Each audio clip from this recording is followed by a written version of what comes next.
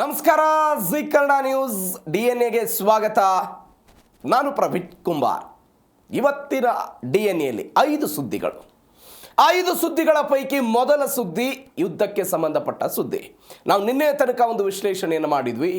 ಈ ಯುದ್ಧ ಪರಮಾಣು ಇತ್ತು, ಪರಮಾಣುವಿನ ನಂತರ ಹಾರ್ಮುಜ್ಗೆ ಶಿಫ್ಟ್ ಆಯಿತು, ಹಾರ್ಮುಜ್ನ ನಂತರ ದೀರ್ಘತರನಾದಂಥ ಆರ್ಥಿಕ ದಿಗ್ಬಂಧನ ತನಕ ಎಲ್ಲ ಹೋಗ್ಬಿಡ್ತು ಅಂತ ಮಾತನಾಡೋ ಪ್ರಯತ್ನವನ್ನು ಮಾಡಿದ್ವಿ. ಆಯಾ ನಿಟ್ಟಿನಲ್ಲಿ ಕೂಡ ಯುದ್ಧ ಸಾಗಿದ್ದನ್ನು ಕೂಡ ನೋಡಿದ್ವಿ. ಇದೀಗ ಈ ಯುದ್ಧ ಮುಂದುವರೆದು ಪರ್ಸ್ನಲ್ಗೂ ಕೂಡ ಮುಂದಾಗ್ತಾ ಇದೆ. ಹೆಂಗೆ? ನಮಗೆ ಅಯತಲ್ಲಾ ಅಲಿ ಖಮೇನಿ ಅವರ ಅಂತ್ಯಕ್ರಿಯೆ ಸಮಯದಲ್ಲಿ ಡೊನಾಲ್ಡ್ ಟ್ರಂಪ್ ಮತ್ತು ಬೆಂಜಮಿನ್ ನೆತನ್ಯಾಹು ಅವರ ಫೋಟೋಗಳನ್ನೆಲ್ಲ ಹಿಡಿದುಕೊಂಡು ಈ ವ್ಯಕ್ತಿಗಳನ್ನು ಹತ್ಯೆ ಮಾಡಬೇಕು, ಈ ವ್ಯಕ್ತಿಗಳನ್ನು ಯಾರು ಹತ್ಯೆ ಮಾಡ್ತಾರೆ ಅವರಿಗೆ ಬಹುಮಾನವನ್ನು ಕೊಡ್ತೀವಿ ಅಂತೆಲ್ಲ ಘೋಷಣೆ ಮಾಡೋ ಪ್ರಯತ್ನ ಆಯಿತು. ಅದಾದ ನಂತರ ಸ್ವತಃ ಇರಾನ್ನ ಸಂಸತ್ತಿನಲ್ಲಿ ಡೊನಾಲ್ಡ್ ಟ್ರಂಪ್ ಅವರ ಹತ್ಯೆ ವಿಚಾರಕ್ಕೆ ಸಂಬಂಧಪಟ್ಟಂತೆ ಕಾನೂನಾತ್ಮಕವಾಗಿ ಮಾತನಾಡೋ ಪ್ರಯತ್ನ ಆಯಿತು.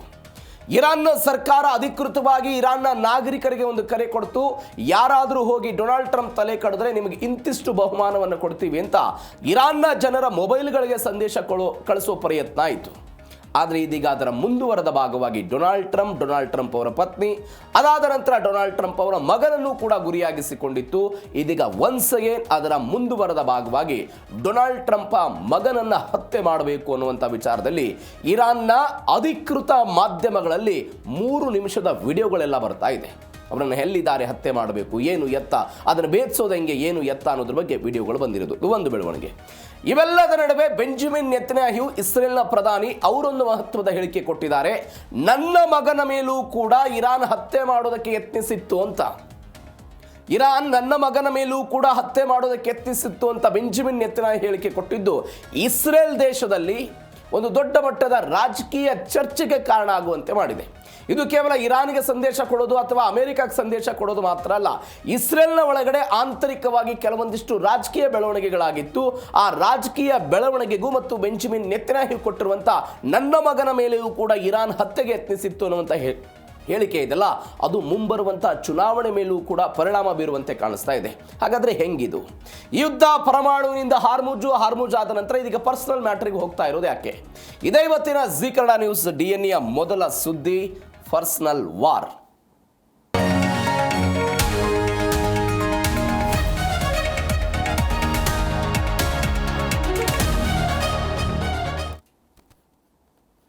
ಅಮೆರಿಕ ಮತ್ತು ಇರಾನ್ ನಡುವಿನ ಈ ಯುದ್ಧ ಸೈನಿಕರ ಹೋರಾಟ ಆಯಿತು. ಮಧ್ಯಪ್ರಾಚ್ಯದ ಬೇರೆ ಬೇರೆ ದೇಶಗಳಿಂದ ಗುರಿಯಾಗಿಸಿಕೊಂಡು ಇರಾನ್ನ ಮೇಲೆ ದಾಳಿ ಮಾಡೋದಾಯಿತು. ಇರಾನ್ ಅದಕ್ಕೆ ಪ್ರತಿಕಾರವಾಗಿ ಹೌತಿಗಳ ಮುಖಾಂತರ ದಾಳಿ ಮಾಡಿಸೋ ಪ್ರಯತ್ನ ಆಯಿತು. ಇವೆಲ್ಲವೂ ಆದ ನಂತರ ಕುಟುಂಬಗಳಿಗೂ ಕೂಡ ಈ ಯುದ್ಧ ಬಂದು ನಿಲ್ತಾ ಇದೆ. ನೋಡಿ, ಅಮೆರಿಕದ ಇತಿಹಾಸದ ನಾನು ಆಮೇಲೆ ಡೀಟೇಲ್ಸಿಗೆ ಬರ್ತೇನೆ ಅದಕ್ಕೆ, ಬಟ್ ಕ್ವಿಕ್ ಆಗಿ ಅಮೆರಿಕದ ಇತಿಹಾಸದಲ್ಲಿ ಅನೇಕ ಜನ ಅಧ್ಯಕ್ಷರಾಗಿ ಹೋದರು. ಆ ಎಲ್ಲ ಅಧ್ಯಕ್ಷರ ಕುಟುಂಬದವರಿಗೂ ಕೂಡ ಇಂಥದ್ದೊಂದು ಬೆದರಿಕೆ ಕರೆಗಳು ಬಂದಿತ್ತು. ಬೇರೆ ಬೇರೆ ಕಾರಣಕ್ಕಾಗಿ. ಈ ಹಿಂದೆ ಬರಾಕ್ ಒಬಾಮಾ ಅಧ್ಯಕ್ಷರಾಗಿದ್ದರು, ಅವರು ಕಪ್ಪು ವರ್ಣೀಯರು ಅನ್ನುವ ಕಾರಣಕ್ಕಾಗಿ ಅವರ ಕುಟುಂಬದ ಸದಸ್ಯರನ್ನು ಗುರಿಯಾಗಿಸಿಕೊಂಡು ದಾಳಿ ಮಾಡುವ ಪ್ರಯತ್ನ ಆಯಿತು. ಈ ಹಿಂದೆ ಅಮೆರಿಕಾದಲ್ಲಿ ಆಂತರಿಕ ಯುದ್ಧಗಳಾಗಿತ್ತು, ಉತ್ತರ ಮತ್ತು ದಕ್ಷಿಣ ಅನ್ನುವ ಕಾರಣಕ್ಕಾಗಿ. ಅವರೆಲ್ಲರೂ ಕೂಡ ಅವತ್ತಿನ ಅಧ್ಯಕ್ಷತಾ ಅವಧಿಯಲ್ಲಿದ್ದಂಥ ವ್ಯಕ್ತಿಯ ಕುಟುಂಬವನ್ನು ಕೇಂದ್ರೀಕರಿಸಿಕೊಂಡು ದಾಳಿ ಮಾಡುವ ಪ್ರಯತ್ನ ಅಥವಾ ಅವರನ್ನು ಗುರಿಯಾಗಿಸಿಕೊಂಡು ಬೆದರಿಕೆ ಹಾಕುವ ಪ್ರಯತ್ನವನ್ನು ಮಾಡಿದ್ರು.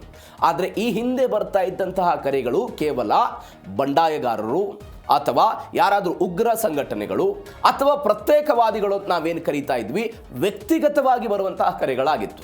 ಆದರೆ ಡೊನಾಲ್ಡ್ ಟ್ರಂಪ್ ಅವರ ಕುಟುಂಬದ ವಿಚಾರದಲ್ಲಿ ಇರಾನ್ನಿಂದ ಬಂದಿರುವಂತಹ ಕರೆ ಇದು ಸಾರ್ವಜನಿಕವಾಗಿ ಇರಾನ್ನ ಸರ್ಕಾರದಿಂದಲೇ ಅಧಿಕೃತವಾಗಿ ಇಂಥದ್ದೊಂದು ಸಾಯಿಸುವ ಅಥವಾ ಅವರನ್ನು ಹತ್ಯೆ ಮಾಡುವಂತಹ ಬೆದರಿಕೆಗಳು ಬರ್ತಾ ಇದೆ.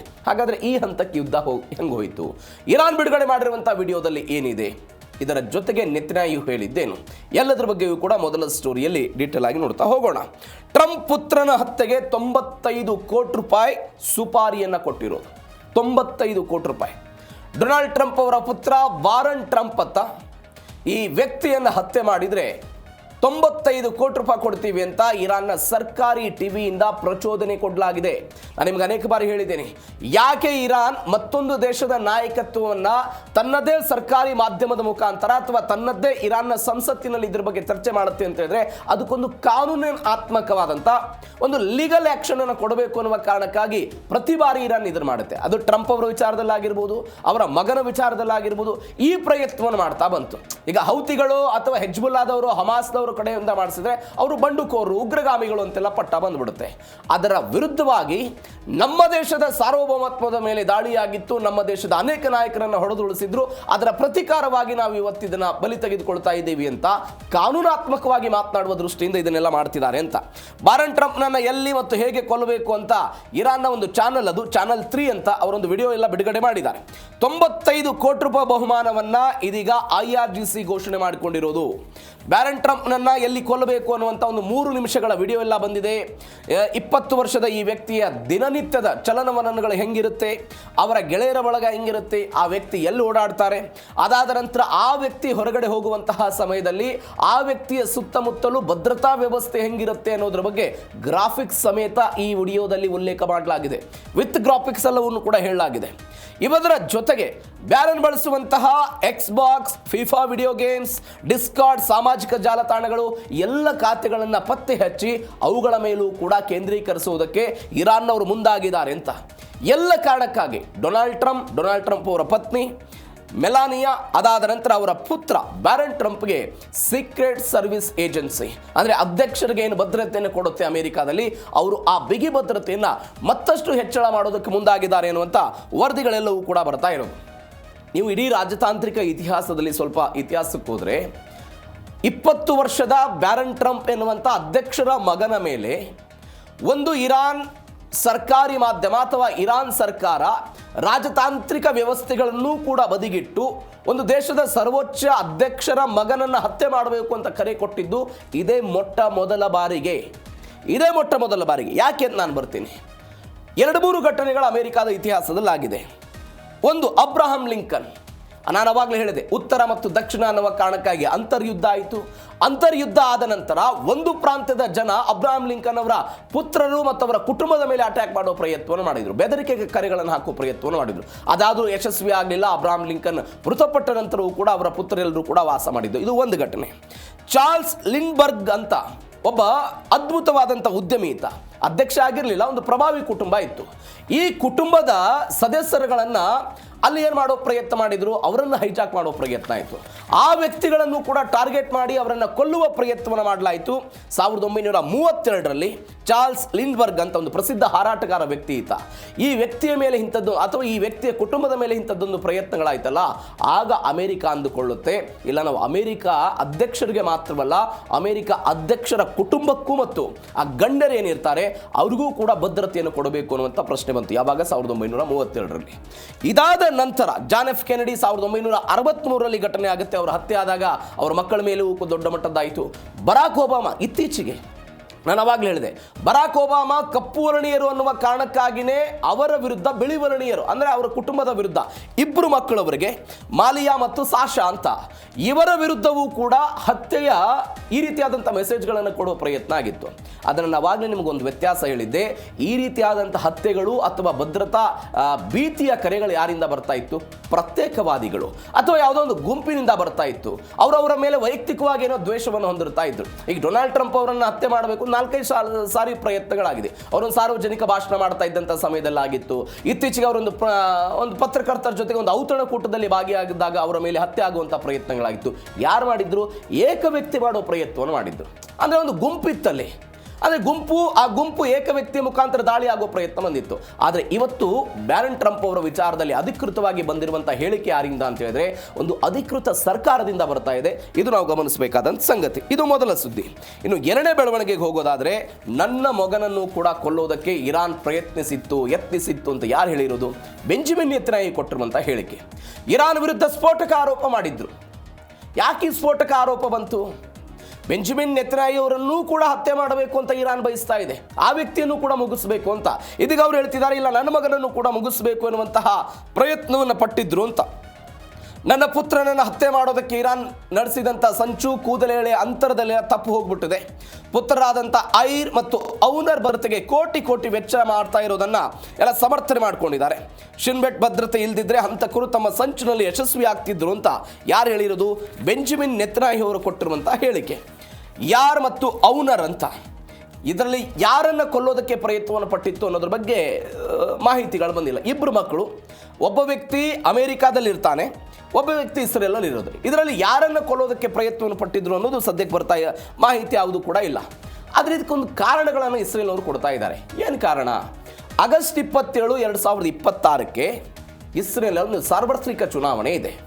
ಈ ಸಾರ್ವತ್ರಿಕ ಚುನಾವಣೆಯಲ್ಲಿ ಬೆಂಜಮಿನ್ ನೆತನ್ಯಾಹುವರ ವಿರುದ್ಧ ಒಬ್ಬ ಪ್ರಬಲ ಸ್ಪರ್ಧಿಯಾಗಿ ಮಾಜಿ ಸೇನಾ ಮುಖ್ಯಸ್ಥ ಗಾಡಿ ಐಸನ್ಕೋಟ್ ಇವನೇನು ಮಾಡ್ತಾ ಇದ್ದಾರೆ? ಚುನಾವಣೆಗೆ ಸ್ಪರ್ಧೆ ಮಾಡ್ತಾ ಇದ್ದಾರೆ. ಆದರೆ ಈ ವ್ಯಕ್ತಿಗೆ ಆಂತರಿಕ ಭದ್ರತಾ ಸಂಸ್ಥೆ ಆಗಿರುವಂಥ ಇಸ್ರೇಲ್ನ ಆಂತರಿಕ ಭದ್ರತಾ ಸಂಸ್ಥೆ ಆಗಿರುವಂಥ ಶಿನ್ಬೆಟ್ನವರು ಏನು ಹೇಳಿದರು? ನಾವು ನಿಮಗೆ ಪೂರ್ಣಾವಧಿ ಭದ್ರತೆಯನ್ನು ಕೊಡೋದಕ್ಕೆ ಸಾಧ್ಯವಿಲ್ಲ ಅಂತ ಅವರಿಗೆ ಭದ್ರತೆ ಕೊಡೋದನ್ನು ನಿರಾಕರಣೆ ಮಾಡೋ ಪ್ರಯತ್ನ ಮಾಡಿದರು. ಇದು ಮೊದಲ ಹಂತ. ಇದಾದ ನಂತರ ಏನು ಬೆಳವಣಿಗೆ ಆಗುತ್ತೆ ಅಂತ ಹೇಳಿದ್ರೆ, ಅಂದರೆ ನಿನ್ನೆ ಒಂದು ನ್ಯೂಸ್ ಚಾನೆಲ್ಗೆ ಬಂದು ಬೆಂಜಮಿನ್ ನೆತನ್ಯಾಹು ಇಂಟರ್ವ್ಯೂ ಕೊಟ್ಟವ್ರು ಮಾತನಾಡಿದರು. ಅವರು ಹೇಳ್ತಾರೆ, ತಮ್ಮ ರಾಜಕೀಯ ಪ್ರತಿಸ್ಪರ್ಧೆಗೂ ಕೂಡ ಭದ್ರತೆಯನ್ನು ಕೊಡೋದು ಐಷಾರಾಮಿ ಅಲ್ಲ, ಅದು ಅಗತ್ಯ ಅಂತ ಹೇಳ್ತಾರೆ ಅವರು. ಯಾವುದೋ ಪ್ರತಿಸ್ಪರ್ಧಿಗೆ ನಾವು ಭದ್ರತೆಯನ್ನು ಕೊಡೋದು ಐಷಾರಾಮಿ ಕಥೆ ಅಲ್ಲ, ಅದು ಅಗತ್ಯವಾದದ್ದು. ಯಾಕೆ ಅಗತ್ಯವಾದದ್ದು ಅಂತ ಹೇಳ್ತಾರೆ ಅಂತ ಹೇಳಿದ್ರೆ, ಇರಾನ್ ಕೂಡ ನನ್ನ ಮಗನನ್ನು ಕೊಲ್ಲೋದಕ್ಕೆ ಪ್ರಯತ್ನವನ್ನು ಪಟ್ಟಿತ್ತು. ಇರಾನ್ ಕೂಡ ನನ್ನ ಮಗನನ್ನು ಕೊಲ್ಲೋದಕ್ಕೆ ಪ್ರಯತ್ನವನ್ನು ಪಟ್ಟಿತ್ತು. ಭದ್ರತೆ ಇಲ್ಲದೆ ಹೋಗಿದ್ರೆ ಅದು ಯಶಸ್ವಿಯಾಗಿ ಬಿಡ್ತಿತ್ತು. ಈ ಕಾರಣಕ್ಕಾಗಿ ನಾವು ಐಷಾರಾಮಿ ಭದ್ರತೆಯನ್ನು ಕೊಡಬೇಕು ಅನ್ನೋದನ್ನು ಸಮರ್ಥನೆ ಮಾಡಿಕೊಳ್ಳೋ ಪ್ರಯತ್ನವನ್ನು ಯಾರು ಮಾಡಿದರು? ಬೆಂಜಮಿನ್ ನೆತನ್ಯಾಹು ಮಾಡಿದರು. ಇದಕ್ಕಿಂತ ಮೊದಲು ಏನು ಅಂತ ಹೇಳಿದ್ರೆ, ಇದೇ ಬೆಂಜಮಿನ್ ನೆತನ್ಯಾಹು ಅವರು, ಅಂದರೆ ಯಾರ್ ಮತ್ತು ಔನರ್, ಈ ಇಬ್ಬರು ಪುತ್ರರೇನಿದ್ದಾರಲ್ಲ, ಈ ಇಬ್ಬರು ಪುತ್ರರಿಗೆ ಮುಂದಿನ 5 ವರ್ಷಗಳ ಕಾಲ ಅತ್ಯುತ್ತಮವಾದಂತಹ ಕಠಿಣಾತಿ ಕಠಿಣ ಭದ್ರತೆಯನ್ನು ಕೊಡಬೇಕು ಅಂತ ಕೋಟ್ಯಾಂತರ ರೂಪಾಯಿ ಹಣವನ್ನು ಖರ್ಚು ಮಾಡಿ ಜುಲೈನಲ್ಲಿ ಒಂದು ಸಮಿತಿಯನ್ನು ರಚನೆ ಮಾಡಲಾಗಿತ್ತು. ಅದರಲ್ಲಿ ಒಬ್ಬ ಪುತ್ರ ಅಮೆರಿಕಾದಲ್ಲಿ ಏನಿರ್ತಾನೆ ಅಂತ ಹೇಳಿದ್ನಲ್ಲ, ಅಮೆರಿಕಾದಲ್ಲಿರುವಂಥ ವ್ಯಕ್ತಿಗೂ ಕೂಡ ಇಸ್ರೇಲ್ ಭದ್ರತೆಯನ್ನು ಕೊಡುತ್ತೆ. ಈಗ ಇಸ್ರೇಲ್ನ ಜನ ಏನು ಹೇಳ್ತಿದ್ದಾರೆ? ನಾವು ಟ್ಯಾಕ್ಸ್ ಕಟ್ಟಿದ ಹಣವನ್ನು ಅಲ್ಲೆಲ್ಲೋ ಅಮೆರಿಕಾದಲ್ಲಿ ವಾಸವಾಗಿರುವಂತಹ ಬೆಂಜಮಿನ್ ನೆತನ್ಯಾಹು ಪುತ್ರನ ರಕ್ಷಣೆಗಾಗಿ ನಾವು ಯಾಕೆ ವ್ಯಯ ಮಾಡಬೇಕು ಅಂತ ಇಸ್ರೇಲ್ನ ಜನ ಪ್ರಶ್ನೆ ಮಾಡ್ತಾ ಇದ್ದಾರೆ. ಚುನಾವಣೆ ಬಂದಿದೆ.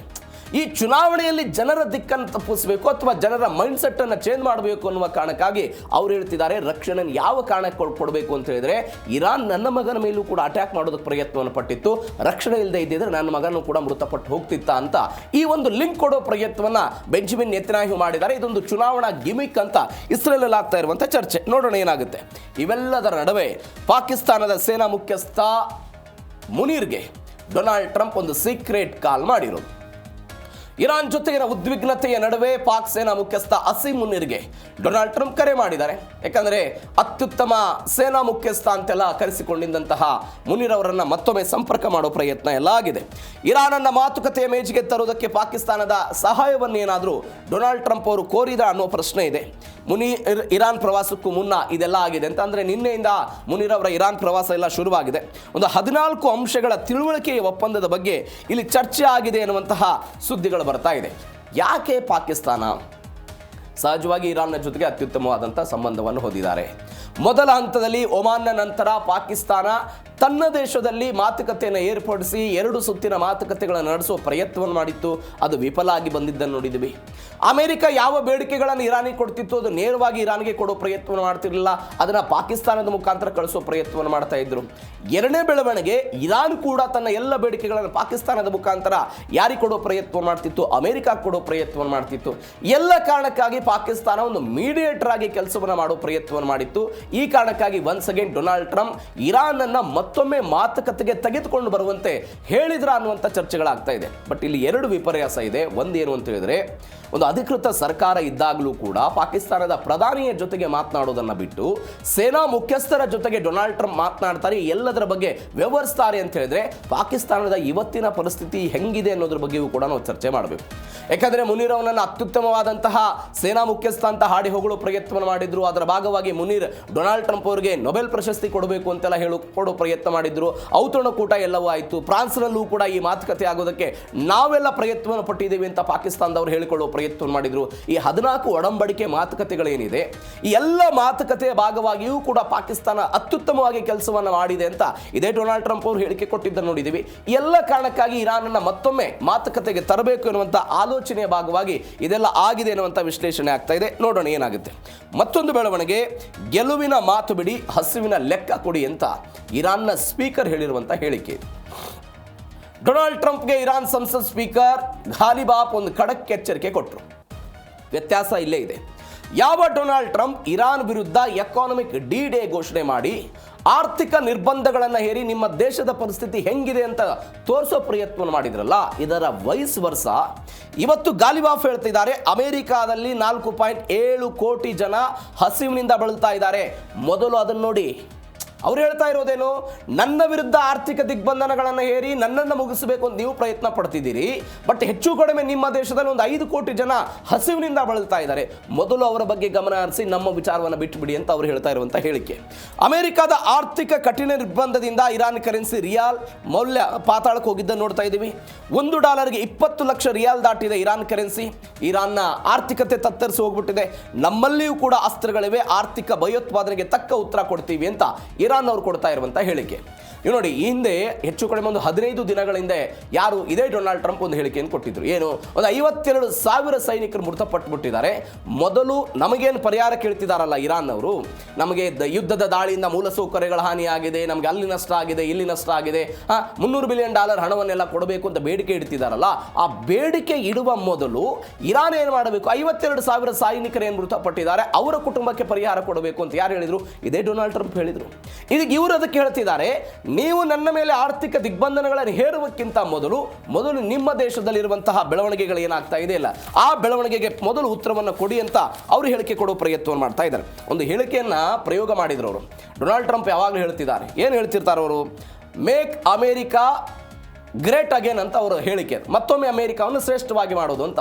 ಅದಕ್ಕೆ ಘಾಲಿಬಾಫ್ ಹೇಳಿದರು, ಮೇಕ್ ಅಮೇರಿಕಾ ಹಂಗ್ರಿ ಅಗೇನ್, ಅಮೇರಿಕಾವನ್ನು ಮತ್ತೆ ಹಸಿವಿನಿಂದ ಕಂಗಾಲಾಗಿಸಿ ಎನ್ನುವಂಥ ಹೇಳಿಕೆಯನ್ನು ಕೊಟ್ಟು ಡೊನಾಲ್ಡ್ ಟ್ರಂಪ್ ಅವರಿಗೆ ಒಂದು ಎಚ್ಚರಿಕೆಯನ್ನು ಕೊಟ್ಟಿದ್ದಾರೆ. ಇವೆಲ್ಲದ ನಡುವೆ ಒಂದು ಅಂಕಿಅಂಶ ಹೇಳಿದ್ರು ಅವರು. ಅಮೇರಿಕಾದ ಒಂದು ಹಸಿವು ನಿವಾರಣಾ ಸಂಸ್ಥೆ ಫೀಡಿಂಗ್ ಅಮೇರಿಕಾ ಅಂತ, ಪ್ರತಿ 5 ಮಕ್ಕಳಲ್ಲಿ 1 ಮಗು ಸರಿಯಾದ ಆಹಾರವಿಲ್ಲದೆ ಇವತ್ತು ಅಮೇರಿಕಾದಲ್ಲಿ ಬಳಲ್ತಾ ಇದೆ. ಮೊದಲು ನಿಮ್ಮ ಮಗುಗೆ ಆಹಾರವನ್ನು ಕೊಡೋದನ್ನು ಕಲೀರಿ ಅಂತ ಘಾಲಿಬಾಫ್ ಅಮೇರಿಕಾಕ್ಕೆ ಒಂದು ಎಚ್ಚರಿಕೆ ಕೊಡೋ ಪ್ರಯತ್ನವನ್ನು ಮಾಡಿದ್ದಾರೆ. ಅಂದರೆ ವೈಯಕ್ತಿಕವಾಗಿ ಈ ಯುದ್ಧ ಬಂದಂತೆ ಕಾಣಿಸ್ತಾ ಇದೆ. ಹೀಗಾಗಿ ಏನಾಗುತ್ತೆ ಕಾದೋಣ. ಇದು ಮೊದಲ ಸುದ್ದಿ. ಎರಡನೇ ಸುದ್ದಿ, ನಾವು ಅನೇಕ ದಿನಗಳಿಂದ ಪಾಕಿಸ್ತಾನದ ಭಯೋತ್ಪಾದಕತೆ, ಪಾಕಿಸ್ತಾನದಲ್ಲಿ ಆಗ್ತಾ ಇರುವಂಥ ಆಂತರಿಕ ಬೆಳವಣಿಗೆಗಳ ಬಗ್ಗೆ ನೋಡ್ತಾ ಬಂದ್ವಿ.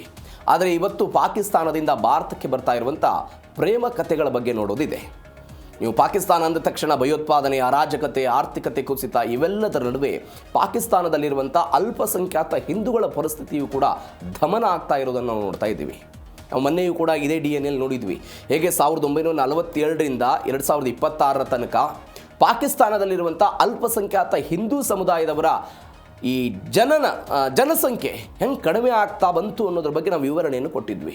ಪಾಕಿಸ್ತಾನದ ಒಂದು ಪ್ರಾಂತ್ಯವಾಗಿರುವಂಥ ಸಿಂಧ್ ಪ್ರಾಂತ್ಯ 1942ರಲ್ಲಿ ದೇಶ ವಿಭಜನೆ ಆಯಿತು. ಪಾಕಿಸ್ತಾನಕ್ಕೆ ಕೆಲವೊಂದಿಷ್ಟು ಜನ ಹೋದರು, ಭಾರತದಲ್ಲಿ ಕೆಲವೊಂದಿಷ್ಟು ಜನ ಉಳಿದ್ರು. ಈ ಸಿಂಧ್ ಪ್ರಾಂತ್ಯ ಮತ್ತು ಭಾರತದ ನಡುವೆ ಕೆಲವೊಂದಿಷ್ಟು ಸಂಬಂಧಗಳು, ಅದು ಮದುವೆಯ ಸಂಬಂಧಗಳು ಅನೇಕ ವರ್ಷಗಳಿಂದಲೂ ಕೂಡ ನಡೀತಾ ಬಂದಿತ್ತು. ಈಗ ಸಿಂಧ್ ಪ್ರಾಂತ್ಯದಲ್ಲಿರುವಂಥ ಹಿಂದೂಗಳೇನು ಹೇಳ್ತಾರೆ, ಇಲ್ಲಿ ಅರಾಜಕತೆ ಇದೆ, ಭಯೋತ್ಪಾದಕತೆ ಇದೆ, ನನ್ನ ಮಗಳನ್ನು ಭಾರತದಲ್ಲಿರುವಂಥ ನಮ್ಮ ರಿಲೇಷನ್ಗೆ, ಅಂದರೆ ಅವರು ಈ ಕಡೆ ಒಂದಿಷ್ಟು ಜನ ಉಳಿದ್ಬಿಟ್ರು, ಅದಾದ ನಂತರ ಕೆಲವೊಂದಿಷ್ಟು ಜನ ಆ ಕಡೆ ಹೋಗಿದ್ರು, ನಾನು ಆಮೇಲೆ ಡೀಟೇಲ್ಸಿಗೆ ಬರ್ತೀನಿ. ಹೀಗೆ ಉಳಿದವರನ್ನು ನನ್ನ ಮಗಳು ಉಳಿಯಬೇಕು ಅಥವಾ ನನ್ನ ಮಗಳ ಚೆನ್ನಾಗಿ ಬಾಳ್ವೆಯನ್ನು ಮಾಡಬೇಕು ಅನ್ನುವ ಕಾರಣಕ್ಕಾಗಿ ಇಲ್ಲಿ ಸಂಬಂಧವನ್ನು ಹುಟ್ಟು ಹಾಕೋ ಪ್ರಯತ್ನವನ್ನು ಮಾಡ್ತಾರೆ. ಈ ಸಂಬಂಧ ಹುಟ್ಟು ಹಾಕಿದ ನಂತರ ಎಲ್ಲ ಬೆಳವಣಿಗೆಗಳಾಗಿತ್ತು. ಕಳೆದ ಬಾರಿ ಆದಂಥ ಆಪರೇಷನ್ ಸಿಂಧೂರ್ ಮತ್ತು ಪಾಕಿಸ್ತಾನ ಮಾಡಿದಂಥ ಭಯೋತ್ಪಾದಕ ದಾಳಿಯ ಕಾರಣಕ್ಕಾಗಿ ಭಾರತ ಪಾಕಿಸ್ತಾನದ ಜೊತೆಗೆ ಎಲ್ಲ ಸಂಬಂಧಗಳನ್ನು ಕೂಡ ಕಳೆದುಕೊಳ್ಳುವ ಪ್ರಯತ್ನವನ್ನು ಮಾಡಿತ್ತು. ವಾಘಾ ಬಾರ್ಡರನ್ನು ಕೂಡ ನಾವು ಬಂದ್ ಮಾಡಿದ್ವಿ. ಎಲ್ಲ ಸಮಸ್ಯೆಯಾಗಿ ಅದೊಂದೆಲ್ಲ ತಟಸ್ಥ ಆಗಿಬಿಟ್ಟಿತ್ತಂತೆ. ಇದೀಗ 150 ಜನ ವಧುಗಳು ಭಾರತಕ್ಕೆ ಬಂದಿದ್ದಾರಂತೆ ಮದುವೆ ಆಗೋದಕ್ಕೆ. ಹೆಂಗೆ ಬಂದರು? ಏನಿದು ಪಾಕಿಸ್ತಾನ ಮತ್ತು ಭಾರತದ ಕೆಲವು ಪ್ರಾಂತ್ಯಗಳ ನಡುವೆ ನಡೀತಾ ಇರುವಂಥ ಮದುವೆ ಸಂಬಂಧ ಹಿಂದೆ ಆಗ್ತಿತ್ತಾ? ಹೆಂಗೆ ಬರ್ತಾರೆ? ಪೌರತ್ವ ಸಿಗುತ್ತಾ ಅವರಿಗೆ? ಭಾರತ ಸರ್ಕಾರ ಏನು ಹೇಳುತ್ತೆ ಈ ಬಗ್ಗೆ? ಎಲ್ಲದ್ರ ಬಗ್ಗೆ ಎರಡನೇ ಸ್ಟೋರಿಯಲ್ಲಿ ನೋಡ್ತಾ ಹೋಗೋಣ. ಭಾರತಕ್ಕೆ 150 ಪಾಕ್ ವಧುಗಳ ಆಗಮನ ಆಗಿರೋದು ಆಪರೇಷನ್ ಸಿಂಧೂರ್ ಆದ ನಂತರ ಆಗಿರುವಂಥ ಬೆಳವಣಿಗೆ ಇದು. ಭಾರತದ ಯುವಕರನ್ನು ವರೆಸೋದಕ್ಕೆ ಪಾಕಿಸ್ತಾನದಿಂದ ಬಂದವರು. ನಾವು ಅನೇಕ ಬಾರಿ ನೋಡಿದ್ದೀವಿ, ಈ ಮೊಬೈಲ್ನಲ್ಲಿ ಲವ್ ಆಗಿರುತ್ತೆ, ಸೋಷಿಯಲ್ ಮೀಡಿಯಾದಲ್ಲೆಲ್ಲ ಇನ್ಸ್ಟಾಗ್ರಾಮು, ವಾಟ್ಸಪ್ಪು, ಫೇಸ್ಬುಕ್ನಲ್ಲೆಲ್ಲ ಮೆಸೇಜ್ ಮಾಡಿ ಅಲ್ಲಿಂದ ಇಲ್ಲಿಂದ ಕನೆಕ್ಟಿವಿಟಿ ಆಗಿ ಪಾಕಿಸ್ತಾನದ ಒಬ್ಬ ಮಹಿಳೆ ಭಾರತದ ಪಂಜಾಬನೋ ಅಥವಾ ಪಶ್ಚಿಮ ಬಂಗಾಳಕ್ಕೋ ಓಡೋಡಿ ಬಂದುಬಿಟ್ಟಿದ್ಲು. ಆತ ವ್ಯಕ್ತಿಯನ್ನು ಮದುವೆ ಆಗ್ತೀನಿ ಅಂತ, ಅದಾದ ನಂತರ ಸಿಕ್ಕಾಕೊಂಡ್ಲು, ಅದೆಲ್ಲ ಬೆಳವಣಿಗೆ ಬೇರೆ.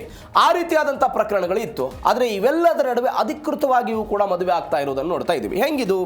ನಿಶ್ಚಿತವಾಗಿದ್ರೂ ಕೂಡ ಆಪರೇಷನ್ ಸಿಂಧೂರ್ನಿಂದ ಮದುವೆಗಳೆಲ್ಲ ನಿಂತಿತ್ತು. ಗಡಿ ಸಂಘರ್ಷದ ನಡುವೆಯೂ ಕೂಡ ಕೊನೆಗೆ ಹಸೆಮಣೆ ಏರೋದಕ್ಕೆ ಎಲ್ಲ ಜೋಡಿಗಳು ಸಜ್ಜಾಗಿದೆ. ಪಾಕಿಸ್ತಾನದ ಸಿಂಧ್ ಪ್ರಾಂತ್ಯದಿಂದ ಭಾರತದತ್ತ ಈ ಪ್ರೀತಿಯ ಪಯಣ ಸಾಗ್ತಾ ಇದೆ. ನಾಗ್ಪುರ್, ರಾಯ್ಪುರ್, ಪುಣೆ ಸೇರಿದಂತೆ ವಿವಿಧ ನಗರಗಳಲ್ಲಿ ಇದೀಗ ಮದುವೆಯ ಸಂಭ್ರಮ. ಹೆಂಗಿದು ಮದುವೆಯ ಸಂಭ್ರಮ? 1947ರಲ್ಲಿ ಭಾರತ ಮತ್ತು ಪಾಕಿಸ್ತಾನ ಆಯಿತು, ನಮಗೆಲ್ಲ ಗೊತ್ತಿದೆ.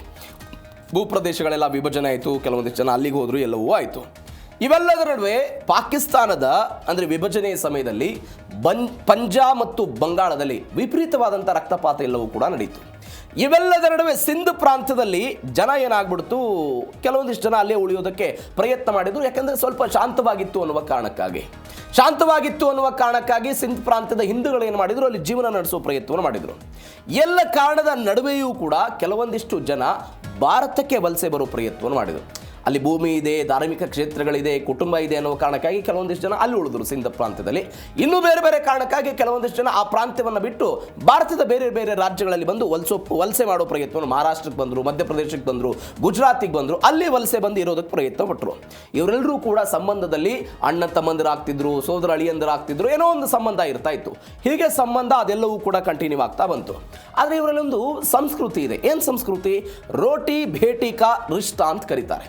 ಏನಿದು ರೋಟಿ ಭೇಟಿ ಕಾ ರಿಶ್ತಾ ಅಂತ ಹೇಳಿದರೆ, ಅನ್ನ ಮತ್ತು ಹೆಣ್ಣು ಕೊಡುವಂತಹ ಸಂಬಂಧ. ಊಟಕ್ಕೆ ಅನ್ನ, ಮದುವೆಗೆ ಹೆಣ್ಣು.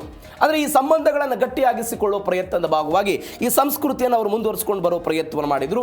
ಇದೀಗ ಪಾಕಿಸ್ತಾನದಲ್ಲಿ ಅಲ್ಪಸಂಖ್ಯಾತರಾಗಿರುವಂಥ ಈ ಹಿಂದೂಗಳು ತಮ್ಮ ಹಿಂದೂ ಮಕ್ಕಳಿಗೆ ಸುರಕ್ಷಿತವಾದಂಥ ಭವಿಷ್ಯವನ್ನು ಕಟ್ಟಿಕೊಡಬೇಕು ಅನ್ನುವ ಕಾರಣಕ್ಕಾಗಿ ಇಲ್ಲಿ ದೂರದಲ್ಲಿರುವಂತಹ ಸಂಬಂಧಿಗಳ ಜೊತೆಗೆ ಮದುವೆ ಮಾಡೋದಕ್ಕೆ ಅವರು ಮುಂದಾಗ್ತಾರೆ. ಹೀಗೆ ಮದುವೆಯ ಭಾಗವಾಗಿಯೇ 150 ಜನ ವಧುಗಳು ಇದೀಗ ಅವರು ಬಂದಿರೋದನ್ನು ನೋಡ್ತಾ ಇದ್ದೀವಿ. ಇದು ಒಂದು ಭಾಗ. ಮತ್ತೊಂದು ಭಾಗ ಏನು ಅಂತ ಹೇಳಿದ್ರೆ, ಹಾಗಾದರೆ ಈಗ ಬಂದವರಿಗೆ ಪೌರತ್ವ ಸಿಕ್ಬಿಡುತ್ತಾ? ಇಲ್ಲ. ಭಾರತ ಸರ್ಕಾರ ಇವರಿಗೆ ದೀರ್ಘಾವಧಿಯ ವೀಸಾವನ್ನು ಕೊಡೋ ಪ್ರಯತ್ನವನ್ನು ಮಾಡುತ್ತೆ. ಒಂದು ವಿಶೇಷವಾದಂಥ ಕಾನೂನು ವ್ಯವಸ್ಥೆ ಇದೆ. ಈ ಕಾನೂನು ವ್ಯವಸ್ಥೆಯ ಭಾಗವಾಗಿ ದೀರ್ಘಾವಧಿಯ ವೀಸಾ ಅವರಿಗೆಲ್ಲ ಸಿಗುತ್ತೆ. ಇದನ್ನು ಪ್ರತಿ ವರ್ಷವೂ ಕೂಡ ಇಲ್ಲಿ ಬಂದಿರುವಂತಹ ಆ ಮದುವೆಯಾಗಿ ಬಂದಂಥ ಹೆಣ್ಣು ಮಕ್ಕಳಿಗೆ ಇರ್ತಾರೆ, ಅದನ್ನು ನವೀಕರಣ ಮಾಡೋ ಪ್ರಯತ್ನವನ್ನು ಮಾಡ್ತಾರೆ. ಅದಕ್ಕೆ ಅದರದ್ದೇ ಆದಂಥ ಕಾನೂನು ಪ್ರಕ್ರಿಯೆಗಳಿದೆ. ಹೀಗೆಲ್ಲವೂ ಕೂಡ ಸಿಂಧ್ ಪ್ರಾಂತ್ಯ ಮತ್ತು ಭಾರತದ ಬೇರೆ ಬೇರೆ ರಾಜ್ಯಗಳಲ್ಲಿ 47ರಿಂದಲೂ ಕೂಡ ಇಲ್ಲಿ ಎಲ್ಲವೂ ಕೂಡ ಆಗ್ತಾ ಬಂದಿದ್ದ ನೋಡ್ತಾ ಇದ್ದೀವಿ. ಆದರೆ ಇದು ರಾಜತಾಂತ್ರಿಕ ಕಾರಣಕ್ಕಾಗಿ, ಅಂದರೆ ಆಪರೇಷನ್ ಸಿಂಧೂರ್ ಆಯ್ತಲ್ಲ, ಈ ಆಪರೇಷನ್ ಸಿಂಧೂರ್ ಆದ ನಂತರ ನಾವು ಆಗ ಬಾರ್ಡರ್ ಬಂದ್ ಮಾಡಿದ್ವಿ, ಗಡಿ ಏನಿತ್ತು ಅದೆಲ್ಲವನ್ನು ಕೂಡ ಬಂದ್ ಮಾಡೋ ಪ್ರಯತ್ನವನ್ನು ಮಾಡಿದ್ವಿ. ಯಾವುದೇ ರಾಜತಾಂತ್ರಿಕ ಸಂಬಂಧಗಳು ಕೂಡ ಪಾಕಿಸ್ತಾನದ ಜೊತೆಗೆ ಇಟ್ಕೊಳ್ಳೋ ಪ್ರಯತ್ನಕ್ಕೆಲ್ಲ ಹೋಗಲಿಲ್ಲ. ಹೀಗಾಗಿ ಇವ್ರದ್ದೆಲ್ಲ ಮದುವೆ ನಿಶ್ಚಯ ಆಗಿತ್ತು. ಈ ಹಿಂದೆ ಅವರು ಬರಬೇಕಾಗಿತ್ತು ಭೂಮಾರ್ಗದ ಮುಖಾಂತರ. ಆ ಭೂಮಾರ್ಗವನ್ನು ಬಂದ್ ಮಾಡಿದ್ದರ ಕಾರಣಕ್ಕಾಗಿ ಸ್ಟಾಪ್ ಆಗಿತ್ತು. ಇದೀಗ ಅವರು ಭಾರತಕ್ಕೆ ಬಂದಿದ್ದಾರೆ. ಇದು ಒಂದು ಬೆಳವಣಿಗೆ.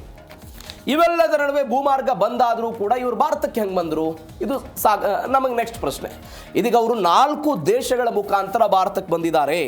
ಸುತ್ತಿ ಬಳಸಿ ಭಾರತಕ್ಕೆ ಎಂಟ್ರಿ ಕೊಟ್ಟಿದ್ದಾರೆ. ಅವರು ಸುತ್ತಿ ಬಳಸಿ ಭಾರತಕ್ಕೆ ಎಲ್ಲೆಲ್ಲಿ ಬಂದ್ರೆ? ಹಾಗಾದರೆ ವಾಘಾ ಅಟಾರಿ ಗಡಿ ಬಂದಾಗಿದೆ. ಅದಾದ ನಂತರ ಭೂಮಾರ್ಗದ ಪ್ರವೇಶಕ್ಕೆ ಅವಕಾಶ ಇಲ್ಲ. ಸರ್ಕಾರ ಹೇಳ್ತು ಯಾವುದೇ ಕಾರಣಕ್ಕಾಗಿಯೂ ಕೂಡ ನೀವು ಈ ಮಾರ್ಗದ ಮುಖಾಂತರ ಬರುವಂತಿಲ್ಲ. ಭಾರತ ಸರ್ಕಾರದ ಕಂಡೀಷನ್ ಆಗಿತ್ತಿದು. ಈ ಕೆಲವೊಂದಿಷ್ಟು ಜನ ಕಳ್ಳ ಮಾರ್ಗಗಳ ಮುಖಾಂತರ ಬರ್ತಾರೆ, ಕಣ್ ತಪ್ಪಿಸಿ ಬರ್ತಾರೆ, ಇವೆಲ್ಲವೂ ಆಗ್ತಾ ಇರುತ್ತೆ. ಯಾವುದೇ ಕಾರಣಕ್ಕಾಗಿಯೂ ಕೂಡ ಹಾಗೆ ಬರಲ್ಲ ಅಂತ ಸರ್ಕಾರ ಎಲ್ಲ ಹೇಳ್ತು. ಭದ್ರತಾ ದೃಷ್ಟಿಯಿಂದ ಭಾರತ ಈ ಕಂಡೀಷನನ್ನು ಮೂರನೇ ದೇಶದ ಮುಖಾಂತರ ನೀವು ಭಾರತಕ್ಕೆ ಎಂಟ್ರಿ ಕೊಡಬೇಕು ಅನ್ನುವಂಥ ಕಠಿಣ ಸಂದೇಶವನ್ನು ಕೊಟ್ಟಿತ್ತು. ದುಬೈ, ಮಸ್ಕತ್, ಶ್ರೀಲಂಕಾ ಮುಖಾಂತರ ವಿಮಾನವನ್ನು ಏರಿ ಭಾರತಕ್ಕೆ ಇವರೆಲ್ಲ ಬಂದಿದ್ದಾರೆ. ಭಾರತ ಸರ್ಕಾರದ ಕಟ್ಟುನಿಟ್ಟಿನ ನಿಯಮಗಳನ್ನು ಪಾಲಿಸಿ ಪಾಕಿಸ್ತಾನದ ಯುವತಿಯರೆಲ್ಲ ಬಂದರು. ಸಂಗಾತಿಗಾಗಿ ಸಾವಿರಾರು ಕಿಲೋಮೀಟರ್ ದೂರದಿಂದ ಇದೀಗ ಅವರು ಬಂದರು. 4 ದೇಶಗಳ ಮುಖಾಂತರ ಅವರು ಬಂದರು. ಎಲ್ಲೆಲ್ಲಿಂದ ಬಂದರು? ಪಾಕಿಸ್ತಾನದ ಸಿಂಧ್ ಪ್ರಾಂತ್ಯ, ಕರಾಚಿ ಅಥವಾ ಇತರ ನಗರಗಳಿಂದ ಇವರೆಲ್ಲ ಹೊರಟರು. ಅದಾದ ನಂತರ ದುಬೈಗೆ ಬಂದರು ಕೆಲವೊಂದಿಷ್ಟು ಜನ ಕುಟುಂಬದಸ್ಥರು. ಮೊದಲು ಪಾಕಿಸ್ತಾನದಿಂದ ದುಬೈಗೆ ಬಂದು ದುಬೈನಿಂದ ಕನೆಕ್ಟಿಂಗ್ ಫ್ಲೈಟನ್ನು ಪಡೆದು ಭಾರತದ ಮುಂಬೈ ಮತ್ತು ನಾಗ್ಪುರಕ್ಕೆಲ್ಲ ಬಂದಿದ್ದಾರೆ ಅಂತ ಒಂದು. ಮತ್ತೊಂದು ಒಮಾನ್ ಮಸ್ಕತ್ನ ಮಾರ್ಗದ ಮುಖಾಂತರ ಬಂದರು ಕೆಲವೊಂದಿಷ್ಟು ಜನ ವಧುಗಳು. ಮಸ್ಕತ್ ವಿಮಾನದ ಮುಖಾಂತರ ಭಾರತಕ್ಕೆ ಎಲ್ಲ ಪ್ರಯಾಣವನ್ನು ಬೆಳೆಸಿದ್ದಾರೆ. ಮೂರನೇದ್ದು ಶ್ರೀಲಂಕಾ ಮತ್ತು ಬಾಂಗ್ಲಾದೇಶದ ಮಾರ್ಗವನ್ನು ಕೆಲವೊಂದಿಷ್ಟು ಜನ ಬಳಕೆ ಮಾಡಿದರು. ಅದು ಢಾಕಾ ಆಗಿರ್ಬೋದು, ಕೊಲಂಬೋ ಆಗಿರ್ಬೋದು, ಈ ನಗರಗಳಲ್ಲಿ ವಿಮಾನಗಳನ್ನು ತೆಗೆದುಕೊಂಡು ಅವರು ಭಾರತಕ್ಕೆಲ್ಲ ಬಂದಿದ್ದಾರೆ ಅಂತ.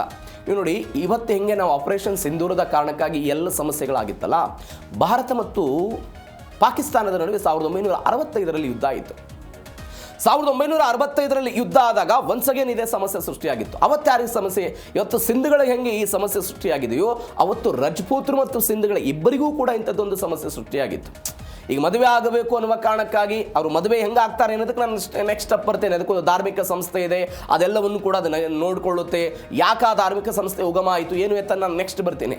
ಹೀಗೆ ಮದುವೆ ಆಗಬೇಕು ಅಂತ ಹಂಬಲಿಸ್ತಾ ಇದ್ದಂಥವರು 1965ರ ಯುದ್ಧದ ನಂತರವೂ ಕೂಡ ಈ ರಜಪೂತರು ಮತ್ತು ಸಿಂಧ್ಗಳಿಗೆ ದೊಡ್ಡ ಮಟ್ಟದ ಸಮಸ್ಯೆ ಆಯಿತು. ಆದರೆ 1966ರಲ್ಲಿ ಲಾಲ್ ಬಹದ್ದೂರ್ ಶಾಸ್ತ್ರಿ ಅವರು ತಾಷ್ಕೆಂಟ್ ಒಪ್ಪಂದವನ್ನು ಮಾಡುವ ಮುಖಾಂತರ ಈ ಸಮಸ್ಯೆಗೆ ಬಗೆಹರಿಸುವ ಪ್ರಯತ್ನವನ್ನು ಮಾಡಿದರು. ಅದಾದ ನಂತರ ಒನ್ಸ್ ಅಗೇನ್ ಇದು ಕನೆಕ್ಟಿವಿಟಿ ಆಗ್ತಾ ಬಂದಿತ್ತು. ಈ ನಮಗೊಂದು ಸಹಜವಾಗಿ ಪ್ರಶ್ನೆ ಬರುತ್ತೆ, ಯಾಕೆ ಅವರು ಇಲ್ಲಿಂದ ಇಲ್ಲಿಗೆ ಮದುವೆ ಆಗೋದಕ್ಕೆ ಬರ್ತಾರೆ? ಈಗ ನಮ್ಮಲ್ಲೇ ಈ ತುಮಕೂರಲ್ಲಿ ಮೊನ್ನೆ ಯಾರೊಬ್ಬರು ಆಸ್ಟ್ರೇಲಿಯಾದವ್ರನ್ನ ಮದುವೆ ಆದರು, ವಿದೇಶಿಯರನ್ನು ಕೂಡ ಮದುವೆ ಆಗುವಂಥದ್ದು ಎಲ್ಲವೂ ಕೂಡ ನಡೀತಾ ಇದೆ. ಅದು ನೀವು ಭಾರತ ಮತ್ತು ಪಾಕಿಸ್ತಾನದ ಸಂಬಂಧ ಅಂತ ಹೇಳಿದ್ರೆ ನಾವು ಅದನ್ನು ಬೇರೆ ದೃಷ್ಟಿಯಲ್ಲಿ ನೋಡ್ತೀವಿ. ಬಿಕಾಸ್ ಪಾಕಿಸ್ತಾನ ಇವತ್ತು ಹಂಗೆ ನೋಡ್ಕೊಳ್ತಾ ಇರೋದನ್ನು ನೋಡ್ತಾ ಇದ್ದೀವಿ. ಪಾಕಿಸ್ತಾನಕ್ಕೆ ಹೋಗ್ಬೇಕಂತಂದ್ರೆ 10 ಸಾರಿ ಆಲೋಚನೆ ಮಾಡುವಂಥದ್ದು, ಪಾಕಿಸ್ತಾನದವ್ರು ಯಾರಾದರೂ ಭಾರತಕ್ಕೆ ಎಂಟ್ರಿ ಕೊಡ್ತಿದ್ದಾರೆ ಅಂತ ಹೇಳಿದ್ರೆ ಅವ್ರನ್ನ 10 ಸಾರಿ ಆಲೋಚನೆ ಮಾಡಿ ತೆಗೆದುಕೊಳ್ಳೋ ಎಲ್ಲ ಪ್ರಕ್ರಿಯೆಗಳು ಇರೋದನ್ನು ನೋಡ್ತಾ ಇದ್ದೀವಿ. ಆದರೆ ಮದುವೆಯಾಗಿ ಯಾಕೆ ಬರ್ತಾರೆ ಅಂತ ಹೇಳಿದ್ರೆ ಅಲ್ಪಸಂಖ್ಯಾತ ಹಿಂದೂಗಳವರು, ಅವ್ರ ಒಂದು ಬದುಕಿಗೆ ಒಂದು ಸುರಕ್ಷತೆ ಬೇಕಾಗಿದೆ. ಅಲ್ಪಸಂಖ್ಯಾತರ ದಮನ ಆಗ್ತಾ ಇದೆ ಪಾಕಿಸ್ತಾನದಲ್ಲಿ. ಈ ಕಾರಣಕ್ಕಾಗಿ ಭಾರತವನ್ನು ಅರಸಿ ಅವರು ಬರ್ತಾರೆ. ಅದಕ್ಕಾಗಿ ಒಂದು ವಿಶೇಷವಾದಂತಹ ಪ್ರಾತಿನಿಧ್ಯವನ್ನು ಕೂಡ ಭಾರತ ಸರ್ಕಾರ ಅವ್ರಿಗೆ ಕೊಟ್ಟಿದ್ದ ನೋಡಿದ್ದೀವಿ. ಹಾಗಾದರೆ ಹೆಂಗೆ ಮದುವೆ ಆಗುತ್ತೆ? ಯಾರು ಮದುವೆ ಮಾಡ್ತಾರೆ? ನಮ್ಮಲ್ಲಿ ಆದರೆ ಯಾರಿಗೋ ಒಬ್ರು ಹಿರಿಯರಿಗೆ ಹೇಳ್ತಾರೆ ಇಂಥ ಒಬ್ಬ ವರ ಇದ್ದಾನೆ, ಹುಡುಗಿಯನ್ನು ಹುಡುಕಿ ಅಂತ ನಾವೆಲ್ಲ ಹೇಳ್ಬಿಡ್ತೀವಿ. ಈ ಮ್ಯಾಟ್ರಿಮೋನಿಗಳೆಲ್ಲ ಬಂದುಬಿಟ್ಟಿದೆ, ಆನ್ಲೈನಲ್ಲಿ ಹುಡುಕೋ ಪ್ರಯತ್ನವನ್ನು ಮಾಡ್ತೀವಿ. ಈಗ ದೇಶದಾದ್ಯಂತ ದೂರದಲ್ಲಿರೋರು ಇದಕ್ಕೊಂದು ಕನೆಕ್ಟಿವಿಟಿ ಇದೆ. ಶಾದಾನಿ ದರ್ಬಾರ್ ಅಂತ ಇದೊಂದು ಸೇತುವೆಯಾಗಿ ಕೆಲಸವನ್ನು ಮಾಡುತ್ತೆ. ಈಗ ನಮಗೆ ಹೆಂಗೆ ಹೆಣ್ಣು ಹಣ್ಣು ಹುಡುಕಿ ಕೊಡೋ ಪ್ರಯತ್ನವನ್ನು ಮ್ಯಾಟ್ರಿಮೋನಿಗಳೆಲ್ಲ ಮಾಡ್ತವೆ. ಅನೇಕ ಜನ ಇದೇ ಕೆಲಸವನ್ನು ಮಾಡ್ತಿರೋರೆಲ್ಲ ನಮಗೆ ಹುಡುಗಿಯನ್ನು ಹುಡುಕೊಡ್ತಾರೆ. ಹೆಂಗೆ ಇದು ಕೆಲಸ ಮಾಡುತ್ತೆ? ಶಾದಾನಿ ದರ್ಬಾರ್ ಅಂತ ಇದನ್ನು ಸ್ಥಾಪಿಸಲಾಯಿತು. ಸಿಂಧ್ ಪ್ರಾಂತ್ಯದ ಒಂದು ಧಾರ್ಮಿಕ ಕೇಂದ್ರ ಇದು. ಸಿಂಧ್ ಪ್ರಾಂತ್ಯದ ಒಂದು ಧಾರ್ಮಿಕ ಕೇಂದ್ರ. ಈ ವಧುಗಳ ವೀಸಾವನ್ನು ಬಿಕ್ಕಟ್ಟನ್ನು ಬಗೆಹರಿಸೋದಕ್ಕೆ, ಹುಡುಗನನ್ನು ಹುಡುಕೋದಕ್ಕೆ, ಅಲ್ಲಿಂದ ಅವರು ಇಲ್ಲಿಗೆ ಬರೋದಕ್ಕೆ ಎಲ್ಲ ವ್ಯವಸ್ಥೆಯನ್ನೂ ಕೂಡ ಮಾಡುವಲ್ಲಂತಹ ಸೇತುವಾಗಿ ಯಾರು ಕೆಲಸ ಮಾಡ್ತಾರೆ? ಶಾದಾನಿ ದರ್ಬಾರ್ ಕೆಲಸ ಮಾಡುತ್ತೆ. ಭಾರತದ ಗೃಹ ಸಚಿವಾಲಯಕ್ಕೆ ಸಂಪೂರ್ಣ ಮಾಹಿತಿಯನ್ನು ಕೊಟ್ಟಿತ್ತು ದರ್ಬಾರ್. ಮಾನವೀಯತೆ ಆಧಾರದ ಮೇಲೆ ವಿಶೇಷ ವೀಸಾವನ್ನು ಕೊಡೋದಕ್ಕೆ ಕೇಂದ್ರ ಸರ್ಕಾರ ಎಲ್ಲ ಒಪ್ಪಿಗೆಯನ್ನು ಕೊಟ್ಟಿತ್ತು. ಒಪ್ಪಿಗೆಯ ನಂತರ ಎಲ್ಲ ಬೆಳವಣಿಗೆಗಳಾಗಿದೆ ಅಂತ. ಶಾದಾನಿ ದರ್ಬಾರ್ ಸ್ವಲ್ಪ ಇತಿಹಾಸಕ್ಕೆ ಹೋಗೋಣ. ಇದನ್ನು ಎರಡೂ ದೇಶಗಳಲ್ಲಿ ಏನು ಹಿಂದೂಗಳೇನು ಹರಿದು ಹಂಚಿ ಹೋಗಿದ್ದಾರೆ, ಇವರ ನಡುವೆ ಪರಸ್ಪರ ಕೊಂಡಿಯಾಗಿ ಕೆಲಸ ಮಾಡುವಂತಹ ಒಂದು ಧಾರ್ಮಿಕ ಕ್ಷೇತ್ರ ಇದು ಅಂತ. ಅಂದರೆ ದೇಶ ವಿಭಜನೆಯಾದ ನಂತರ ಈ ಸಿಂಧ್ ಪ್ರಾಂತ್ಯದ ಹಿಂದೂಗಳೆಲ್ಲ ಬೇರೆ ಬೇರೆ ಕಡೆ ಹೋದ್ರಲ್ಲ, ಅವರನ್ನು ಒಗ್ಗಟ್ಟಾಗಿ ತೆಗೆದುಕೊಂಡು ಹೋಗಬೇಕು ಅಂತ ಈ ಧಾರ್ಮಿಕ ಪೀಠವನ್ನು 1786ರಲ್ಲಿ ಅವತಾರಿ ಸದ್ಗುರು ಸಂತ್ ಶಾದಾರಾಮ್ ಸಾಹಿಬ್ ಅವರು ಸ್ಥಾಪನೆ ಮಾಡಿದ್ರು ಅಂತ. ಇವರ ಹಿನ್ನೆಲೆ ನೋಡಿದ್ರೆ ಶ್ರೀರಾಮನ ಮಗನಾದಂಥ ಲವನ ವಂಶಸ್ಥಕ್ಕೆ ಇವರೆಲ್ಲ ಸೇರ್ತಾರೆ ಅನ್ನುವಂಥದ್ದು ಒಂದು ಐತಿಹಾಸಿಕ ವಿವರಣೆ, ಅದೆಲ್ಲ ಬೇರೆ ಇದೆ. ಇದೊಂದು ಮಾತು. ಇವೆಲ್ಲದರ ನಡುವೆ ಪಾಕಿಸ್ತಾನದ ಸಿಂಧ್ ಪ್ರಾಂತ್ಯದ ಗೋಟ್ಕಿ ಜಿಲ್ಲೆಯ ಹಯಾತ್ ಫಿತಾಪಿ ಅನ್ನುವಂಥ ಒಂದು ಪ್ರದೇಶ, ಆ ಪ್ರದೇಶದಲ್ಲಿ ಇಂಥದ್ದೊಂದು ಐತಿಹಾಸಿಕ ಪೀಠ ಇದೆ. ಇದು ಹೆಂಗೆ ಕೆಲಸ ಮಾಡುತ್ತೆ? ಒಂದು ದೊಡ್ಡ ದೇವಾಲಯ ಇದು. ಆದರೆ 1947ರಲ್ಲಿ ಪಾಕಿಸ್ತಾನ ಎಲ್ಲವೂ ವಿಭಜನೆ ಆಯಿತು. ಲಕ್ಷಾಂತರ ಭಕ್ತರೆಲ್ಲ ಭಾರತಕ್ಕೆ ವಲಸೆ ಬಂದರು. ಇವೆಲ್ಲದರ ನಡುವೆ 1988ರಲ್ಲಿ ಏನು ಮಾಡುತ್ತೆ? ನಾನು ಪಾಕಿಸ್ತಾನದ ಒಂದು ಪ್ರಾಂತ್ಯದಲ್ಲಿ ಈ ಶಾದಾನಿ ದರ್ಬಾರ್ನ ಕೇಂದ್ರ ಇದೆ ಅಂತ ಹೇಳಿದ್ನಲ್ಲ, ಪಾಕಿಸ್ತಾನದಲ್ಲಿ ಹೆಂಗೆ ಕೇಂದ್ರ ಇದೆಯೋ ಅದೇ ಮಾದರಿಯಲ್ಲಿ 1988ರಲ್ಲಿ ಭಾರತದ ಛತ್ತೀಸ್ಗಢದ ರಾಯ್ಪುರದಲ್ಲಿ 12 ಎಕರೆ ಪ್ರದೇಶದ ವ್ಯಾಪ್ತಿಯಲ್ಲಿ ಒಂದು ಹೊಸದಾದಂತಹ ಶಾದಾನಿ ದರ್ಬಾರನ್ನ ಸೃಷ್ಟಿ ಮಾಡಲಾಯಿತು. ಅಥವಾ ಅದರ ಅಸ್ತಿತ್ವಕ್ಕೆ ತೆಗೆದುಕೊಂಡು ಬರೋ ಪ್ರಯತ್ನ ಆಯಿತು. ಯಾಕೆ ತೆಗೆದುಕೊಂಡು ಬರಲಾಯಿತು? ಇದರ ಪಾತ್ರ ಏನು ಅಂತ ಹೇಳಿದ್ರೆ, ಈ ಕನೆಕ್ಟಿವಿಟಿ ಮಾಡೋದಕ್ಕೆ ಪಾಕಿಸ್ತಾನದಲ್ಲಿ ಒಂದು ಕೇಂದ್ರ ಇದೆ, ಭಾರತದ ರಾಯ್ಪುರದಲ್ಲಿ ಒಂದು ಕೇಂದ್ರ ಇದೆ. ಈ ಕೇಂದ್ರದ ಮುಖಾಂತರ ವಧುಗಳನ್ನು ಹುಡುಕೋ ಪ್ರಯತ್ನ ಆಗುತ್ತೆ, ವರನನ್ನು ಹುಡುಕೋ ಪ್ರಯತ್ನ ಆಗುತ್ತೆ, ಅವರಿಗೆ ಬೇಕಾದಂಥ ವಿಶೇಷವಾದಂಥ ವೀಸಾವನ್ನು ಸಂಪರ್ಕ ಮಾಡೋ ಪ್ರಯತ್ನ ಆಗುತ್ತೆ. ಕೇಂದ್ರ ಸರ್ಕಾರದ ಈ ಕಾನೂನಾತ್ಮಕ ಪ್ರೊಸೀಜರ್ಗಳೇನಿರುತ್ತೆ ಆ ಎಲ್ಲವನ್ನೂ ಕೂಡ ಮಾಡೋದಕ್ಕೆ ಈ ಶಾದಾನಿ ದರ್ಬಾರ್ ಅನುಕೂಲವನ್ನು ಮಾಡಿಕೊಡುತ್ತೆ. ಈ 150 ಜನ ವಧುಗಳೇನು ಬಂದಿದ್ದಾರಲ್ಲ, ಅದರಲ್ಲೂ ಕೂಡ ಶಾದಾನಿ ದರ್ಬಾರ್ನ ಪಾತ್ರ ದೊಡ್ಡ ಮಟ್ಟದಲ್ಲಿದೆ. ಅಂದರೆ ಅಲ್ಲೊಂದು ಕೇಂದ್ರ ಇದ್ದು ಕೆಲಸವನ್ನು ಮಾಡುತ್ತೆ, ಭಾರತದಲ್ಲಿಯೂ ಕೂಡ ಒಂದು ಕೇಂದ್ರ ಇದ್ದು ಇದು ಕೆಲಸವನ್ನು ಮಾಡುವಂಥ ಒಂದು ವಿಶೇಷ ವ್ಯವಸ್ಥೆ ಇದು. ಮತ್ತೊಂದು ಬೆಳವಣಿಗೆ, 150 ಜನ ಏನೋ ಬಂದರು, ಇನ್ನೂ ಕ್ಯೂನಲ್ಲಿ 300 ಜನ ವಧುಗಳಿದ್ದಾರಂತೆ. 300 ಜನ ಇನ್ನೂ ಕ್ಯೂನಲ್ಲಿದ್ದಾರೆ. ಈಗ ಬಂದಿರೋದು ಮೊದಲ ತಂಡ. ಇನ್ನು 300 ಜನ ವಧುಗಳು ಭಾರತಕ್ಕೆ ಬರಬೇಕು. ಪಾಕಿಸ್ತಾನದ ನರಕ ಸದೃಶ್ಯ ಸ್ಥಿತಿಯಿಂದ ಹೊರಬರೋದಕ್ಕೆ ಇವತ್ತಿರೆಲ್ಲ ಹಂಬಲಿಸ್ತಾ ಇದ್ದಾರೆ. ಯಾಕಂದರೆ ಅಲ್ಲಿ ಅರಾಜಕತೆ ಸೃಷ್ಟಿಯಾಗ್ಬಿಟ್ಟಿದೆ. ಹಿಂದೂಗಳ ಮೇಲೆ ಆಗ್ತಾ ಇರುವಂಥ ದಬ್ಬಾಳಿಕೆಯನ್ನು ಅವರೆಲ್ಲ ಕಣ್ಣಾರೆ ನೋಡಿಬಿಟ್ಟಿದ್ದಾರೆ. ಹೀಗಾಗಿ ಭಾರತೀಯರನ್ನು ವರಿಸಬೇಕು ಅಂತ ಅವರೆಲ್ಲ ಬರ್ತಾರೆ. ಭಾರತದಲ್ಲಿ ನೆಲೆಸೋದಕ್ಕೆ, ಪೌರತ್ವವನ್ನು ಪಡೆಯೋದಕ್ಕೆ ಹಾತೊರಿತಾ ಇದ್ದಾರೆ ಕುಟುಂಬಸ್ಥರು. ಒಬ್ಬ ವ್ಯಕ್ತಿ ಮಾತನಾಡಿದ್ರಲ್ಲಿ ಏನು ಬೆಳವಣಿಗೆ ಅಂತ ಹೇಳಿದರೆ, ಸಿಂಧಿ ಸಮುದಾಯದ ರಾಜೇಶ್ ಜುಂಬಿಯಾ ಅಂತ ಅವರು ಹೇಳ್ತಾರೆ 300 ಯುವತಿಯರ ಮದುವೆಗಳು ಕೂಡ ಭಾರತದ ವಿವಿಧ ನಗರಗಳ ಯುವಕರೊಂದಿಗೆ ಈಗಾಗಲೇ ನಿಶ್ಚಯ ಆಗಿವೆ. ಆದರೆ ಪ್ರಸ್ತುತ ರಾಜತಾಂತ್ರಿಕ ಬಿಕ್ಕಟ್ಟಿನ ಕಾರಣದಿಂದಾಗಿ ಅವರ ಕಾಯುವಿಕೆ ಮುಂದುವರೆದು ಬಿಟ್ಟಿದೆ. ಅಂದರೆ 150 ಜನರಿಗೆ ಇದೀಗ ವೀಸಾ ಸಿಕ್ಕಿದೆ. ಈ 300 ಜನರದ್ದು ಬಾಕಿ ಇದೆ. ಇವರೆಲ್ಲರೂ ಕೂಡ ಕುಟುಂಬಸ್ಥರ ದಾಖಲೆಗಳ ಪರಿಶೀಲನೆ ಭಾರತದ ಗೃಹ ಸಚಿವಾಲಯದೆಲ್ಲ ನಡೀತಾ ಇದೆ. ಮುಂದಿನ ದಿನಗಳಲ್ಲಿ ಇವರಿಗೂ ಕೂಡ ಹಂತ ಹಂತವಾಗಿ ಎಲ್ಲ ವೀಸಾ ಸಿಗುತ್ತೆ. ವೀಸಾ ಸಿಕ್ಕ ನಂತರ ಇವರು ಕೂಡ ಭಾರತಕ್ಕೆ ಹೋಗ್ತಾರೆ ಅಂತ ರಾಜೇಶ್ ಜಿಂಬಿಯಾ ಅವರು ಕೊಟ್ಟಿರುವಂತಹ ಈ ಹೇಳಿಕೆ ಇದು. ಅಂದರೆ ವಿಶೇಷ ಮಾನವೀಯ ವಿನಾಯಿತಿಯ ವೀಸಕ್ಕಾಗಿ ಕಾಯಬೇಕಾದಂಥ ಅನಿವಾರ್ಯತೆ ಇತ್ತು. ಎಲ್ಲ ಕಾರಣಕ್ಕಾಗಿ, ಅಂದರೆ ನಾನು ಅವಾಗಲೇ ಹೇಳಿದೆ ನಿಮಗೆ, ಅಲ್ಪಸಂಖ್ಯಾತರ ಮೇಲೆ ಆಗ್ತಾ ಇರುವಂತಹ ಬೆಳವಣಿಗೆ ಎಲ್ಲ ಕಾರಣಕ್ಕಾಗಿ ಅವರು ಬರುವ ಪ್ರಯತ್ನವನ್ನು ಮಾಡ್ತಾರೆ, ಬಂದು ಇಲ್ಲಿ ಜೀವನವನ್ನು ಕಟ್ಕೊಳ್ಳೋದು. ಇದರ ಭಾಗವಾಗಿ 2019ರಲ್ಲಿ ನಾನು ಮೊನ್ನೆಯೂ ಕೂಡ ಹೇಳಿದ್ದೆ, ಭಾರತ ಏನು ಮಾಡಿತ್ತು, ಈ ಬೇರೆ ಬೇರೆ ದೇಶಗಳಲ್ಲಿ ನೆಲೆಸಿರುವಂಥ ಈ ಅಲ್ಪಸಂಖ್ಯಾತ ಹಿಂದೂಗಳೇನಿದಾರಲ್ಲ, ಆ ಅಲ್ಪಸಂಖ್ಯಾತ ಹಿಂದೂಗಳಿಗೆ ಭಾರತದ ಪೌರತ್ವವನ್ನು ಕೊಡೋದು. ಅಂದರೆ ಪೌರತ್ವ ತಿದ್ದುಪಡಿ ಕಾಯ್ದೆನೇ 2019ರಲ್ಲಿ ತೆಗೆದುಕೊಂಡು ಬಂದು ಅದರ ವಿರುದ್ಧ ದೊಡ್ಡ ಮಟ್ಟದ ಪ್ರತಿಭಟನೆಗಳಾಗಿತ್ತು. ಮುಸ್ಲಿಂ ಸಮುದಾಯದಿಂದ ಮುಸ್ಲಿಮರಿಗೆ ಹಾಕಿ ಕೊಡಲ್ಲ, ಕೇವಲ ಹಿಂದೂಗಳು ಅಲ್ಪಸಂಖ್ಯಾತ ಸಮುದಾಯ ಅಂತ ಹೇಳಿದರೆ ಜೈನ್ ಹಿಂದೂಗಳಿಗೆ ಅವ್ರನ್ನೇ ಯಾಕೆ ಸೇರ್ಪಡೆ ಮಾಡ್ತೀರಿ ಎಲ್ಲ ಪ್ರಶ್ನೆಗಳಾಗಿತ್ತು. ಅದು ಬೇರೆ. ಆದರೆ ಅವರಿಗೆ ಪೌರತ್ವವನ್ನು ಕೊಡಬೇಕು. ಯಾವ ಕಾರಣಕ್ಕೆ? ಹಿಂದೂಗಳಿಗೆ ಇರೋದು ಮಾತ್ರ ಭಾರತ ಅನ್ನುವಂಥ ಪರಿಕಲ್ಪನೆಯಲ್ಲಿ ಬಿಜೆಪಿಯವರೆಲ್ಲ ಹೇಳಿದರು. ಅದರ ಭಾಗವಾಗಿಯೂ ಕೂಡ ನಾವು ಇದನ್ನು ನೋಡ್ಬೋದು. ಮತ್ತೊಂದು ಬೆಳವಣಿಗೆ, ಮದುವೆ ಸಂಭ್ರಮದಲ್ಲಿ ಭದ್ರತಾ ಅಲರ್ಟ್ ಅನ್ನು ಕೂಡ ತೆಗೆದುಕೊಳ್ಳಲಾಗಿದೆ. ಸಹಜವಾಗಿ ಅವರು ಹೊರಸೋದಕ್ಕೆ ಬರ್ತಿದ್ದಾರೆ, ಮದುವೆ ಆಗ್ತಾ ಇದೆ, ಏನೋ ಬಂದುಬಿಡ್ತಾರೆ, ವಿಶೇಷವಾದಂಥ ವಿನಾಯಿತಿ ಇದೆ. ಇವೆಲ್ಲದರ ನಡುವೆ ಪಾಕಿಸ್ತಾನ ಪ್ರಜೆಗಳ ಮೇಲೆ ಗುಪ್ತಚರ ಇಲಾಖೆ ತೀವ್ರ ನಿಗಾ ಇಟ್ಟಿದೆ. ಯಾಕಂದರೆ ಸಹಜವಾಗಿ ನಾವು ಅದನ್ನು ನೋಡುವಂಥ ದೃಷ್ಟಿನೇ ಬೇರೆ ಇದೆ. ನಾನು ಅವಾಗಲೇ ಹೇಳಿದೆ, ಮದುವೆ ನೆಪದಲ್ಲಿ ಏನಾದರೂ ಕುತಂತ್ರ ನಡೆದು ಬಿಡುತ್ತಾ ಎನ್ನುವಂತಹ ಭಯದಲ್ಲಿ ಅಥವಾ ಒಂದು ಎಚ್ಚರಿಕೆ ದೃಷ್ಟಿಯಿಂದ ಭಾರತ ಈ ಕ್ರಮವನ್ನು ತೆಗೆದುಕೊಂಡಿದೆ. ವೀಸಾ ಅವಧಿ, ಭೇಟಿ ನೀಡುವ ಸ್ಥಳಗಳ ಬಗ್ಗೆ ಎಲ್ಲ ಕಠಿಣ ನಿಯಮವನ್ನು ಪಾಲನೆ ಮಾಡಲಾಗ್ತಿದೆ. ಮಾನವೀಯತೆ ನಡುವೆಯೂ ಕೂಡ ರಾಷ್ಟ್ರೀಯ ಭದ್ರತೆಗೆ ಮೊದಲ ಆದ್ಯತೆಯನ್ನು ಭಾರತ ಕೊಡ್ತಾ ಇದೆ. ಹೀಗಾಗಿ ಸರಳ ವಿವಾಹದ ಮುಖಾಂತರ ಇಂಥದ್ದೊಂದು ಪ್ರಯತ್ನಕ್ಕೆ ಇದೀಗೆಲ್ಲ ಮುಂದಾಗ್ತಾ ಇದ್ದಾರೆ. ಹೀಗಾಗಿ ನೋಡೋಣ ಭದ್ರತೆಯ ವಿಚಾರ, ಅದಾದ ನಂತರ ಮದುವೆ, ಇವೆಲ್ಲದರ ನಡುವೆ ಭಾರತ ಇದರ ಮೇಲೆ ಒಂದು ಎಚ್ಚರಿಕೆಯನ್ನಂತೂ ಸಹಜವಾಗಿ ಇಟ್ಟಿದೆ. ಹೀಗಾಗಿ ಆ 300 ಜನ ಯಾವಾಗ ಬರ್ತಾರೆ, ಯಾರನ್ನು ವರಿಸ್ತಾರೆ, ಏನಾಗುತ್ತೆ ನೋಡೋಣ. ಇದು 2ನೇ ಸುದ್ದಿ. 3ನೇ ಸುದ್ದಿಯಲ್ಲಿ ಅಮೆರಿಕ ಮತ್ತು ಚೀನಾದ ನಡುವೆ ಆಗ್ತಾ ಇರುವಂಥ ಬೆಳವಣಿಗೆ. ಅಮೆರಿಕ ಮತ್ತು ಚೀನಾದ ನಡುವೆ ಇಷ್ಟು ದಿನಗಳ ಕಾಲ ಭೂಮಿ ಮೇಲೆ ಪೈಪೋಟಿ ಆಗ್ತಾ ಇತ್ತು. ಇದೀಗ ಆಕಾಶದಲ್ಲೂ ಕೂಡ ಪೈಪೋಟಿ. ಅಮೆರಿಕವನ್ನು ಮಣಿಸಬೇಕು ಅಂತ ಚೀನಾ ಅನೇಕ ವರ್ಷಗಳಿಂದ ಪ್ರಯತ್ನವನ್ನು ಪಡುತ್ತಿದೆ. ಚೀನಾವನ್ನು ಮಣಿಸಬೇಕು ಅಂತ ಅಮೆರಿಕವು ಕೂಡ ಅನೇಕ ವರ್ಷಗಳಿಂದ, ಅನೇಕ ದಶಕಗಳಿಂದ ಪ್ರಯತ್ನ ಪಡ್ತಾ ಇರೋದನ್ನು ನೋಡ್ತಾ ಇದ್ದೀವಿ. ಇವೆಲ್ಲದರ ನಡುವೆ ಇದೀಗ ಚೀನಾ ಅಮೆರಿಕಕ್ಕೊಂದು ಚೆಕ್ಮೇಟ್ ಇಡೋ ಪ್ರಯತ್ನವನ್ನು ಮಾಡ್ತಾ ಇದೆ. ಯಾವುದ್ರ ಮುಖಾಂತರ ಅಂತ ಹೇಳಿದ್ರೆ, ಹೈಪರ್ಸಾನಿಕ್ ವ್ಯವಸ್ಥೆಯ ಮುಖಾಂತರ ಈ 3 ಅಂದರೆ ಪೆಸಿಫಿಕ್ ಮಹಾಸಾಗರದಲ್ಲಿರುವಂಥ 3 ಪ್ರಮುಖ ಮಿಲಿಟರಿ ನೆಲೆಗಳನ್ನು ಗುರಿಯಾಗಿಸಿಕೊಂಡು ಇವತ್ತು ಚೀನಾ ಅಮೆರಿಕಾಗೆ ಒಂದು ನೇರವಾದಂತಹ ಬೆದರಿಕೆ ಹಾಕೋ ಪ್ರಯತ್ನವನ್ನು ಮಾಡಿದೆ. ಹಾಗಾದರೆ ಏನಿದು ಬೆದರಿಕೆ? ಈ ಬೆದರಿಕೆಯಿಂದ ಅಮೆರಿಕ ಪತ್ರಗೊಟ್ಟು ಹೋಗ್ಬಿಡುತ್ತಾ? ಅಮೆರಿಕದ ಬಳಿ ಕ್ಷಿಪಣಿ ನಿರೋಧಕ ತಾಡ್ ಮತ್ತು ಫೆಟ್ರಿಯಾಟ್ ಎನ್ನುವಂಥ ವ್ಯವಸ್ಥೆಗಳಿದೆ. ಇವುಗಳನ್ನೂ ಮೀರಿ ಚೀನಾ ಈ ಹೈಪರ್ಸಾನಿಕ್ ಕ್ಷಿಪಣಿಗಳನ್ನು ತಯಾರು ಮಾಡ್ತಾ, ಇದರ ಉದ್ದೇಶ ಏನಾಗಿತ್ತು? ಇದರ ಬೆಳವಣಿಗೆ ಹೆಂಗಾಯಿತು? ಈ ಹಿಂದೆ ಚೀನಾದವರು ಏನು ಮಾಡ್ತಾ ಇದ್ರು, ಈ ಹೈಪರ್ಸಾನಿಕನ್ನು ರಹಸ್ಯವಾಗಿ ತಯಾರು ಮಾಡ್ತಾ ಬಂದಿದ್ರು. ಇದರ ಮೇಲೆ ಅಮೆರಿಕ ಒಂದು ರಡಾರ್ ಕಣ್ಣಿಡೋ ಪ್ರಯತ್ನ ಮಾಡಿತ್ತು. ಅಮೆರಿಕದ ಕಣ್ಣಿಗೂ ಕೂಡ ಅದು ಕಂಡಿತ್ತು. ಅವೆಲ್ಲವನ್ನು ಭೇದಿಸಿ ಚೀನಾ ಈ ಸಾಧನೆ ಮಾಡಿದ್ದು ಹೆಂಗೆ? ಈ ಸಾಧನೆ ಮಾಡಿದ್ದಕ್ಕೆ ಅಮೆರಿಕದ ಯಾವ್ಯಾವ ನೆಲೆಗಳು ಉಡಿಸಾಗ್ಬೋದು, ಏನಾಗುತ್ತೆ? ಈ ಸ್ಟೋರಿಯಲ್ಲಿ ಡೀಟೇಲ್ ಆಗಿ ನೋಡ್ತಾ ಹೋಗೋಣ. ಅಮೆರಿಕಾಗೆ ಚೀನಾದ ಹೈಪರ್ಸಾನಿಕ್ ನಡುಕ ಶುರುವಾಗಿರೋ ಘಟನೆ ಏನಿದು? ಅಮೆರಿಕದ ಕಮಾಂಡ್ ಮತ್ತು ಇಂಧನ ವಿಮಾನಗಳನ್ನು ಚೀನಾದವರು ಗುರಿಯಾಗಿಸಿದ್ದಾರೆ. ಅಮೆರಿಕದ ಕಮಾಂಡ್ ಮತ್ತು ಇಂಧನ ವಿಮಾನಗಳನ್ನು ನೇರವಾಗಿ ವಿಮಾನಗಳನ್ನೇ, ಅಂದರೆ ಯುದ್ಧದಲ್ಲಿ ಬಳಕೆ ಆಗುವಂಥ ವಿಮಾನಗಳನ್ನೇ ಗುರಿಯಾಗಿಸಿಕೊಂಡು ಇವತ್ತು ಚೀನಾದವರು ಇದನ್ನು ತಯಾರು ಮಾಡದಂತೆ ಕಾಣಿಸ್ತಾ ಇದೆ. ಗಾಳಿಯಲ್ಲೇ ಮಾರ್ಗ ಬದಲಾಯಿಸಿ ದಾಳಿ ನಡೆಸಬಲ್ಲಂಥ ಹೊಸ ಹೈಪರ್ಸಾನಿಕ್ ಗ್ಲೈಡ್ ವಾಹನ ಸಿದ್ಧ ಆಗಿದೆ.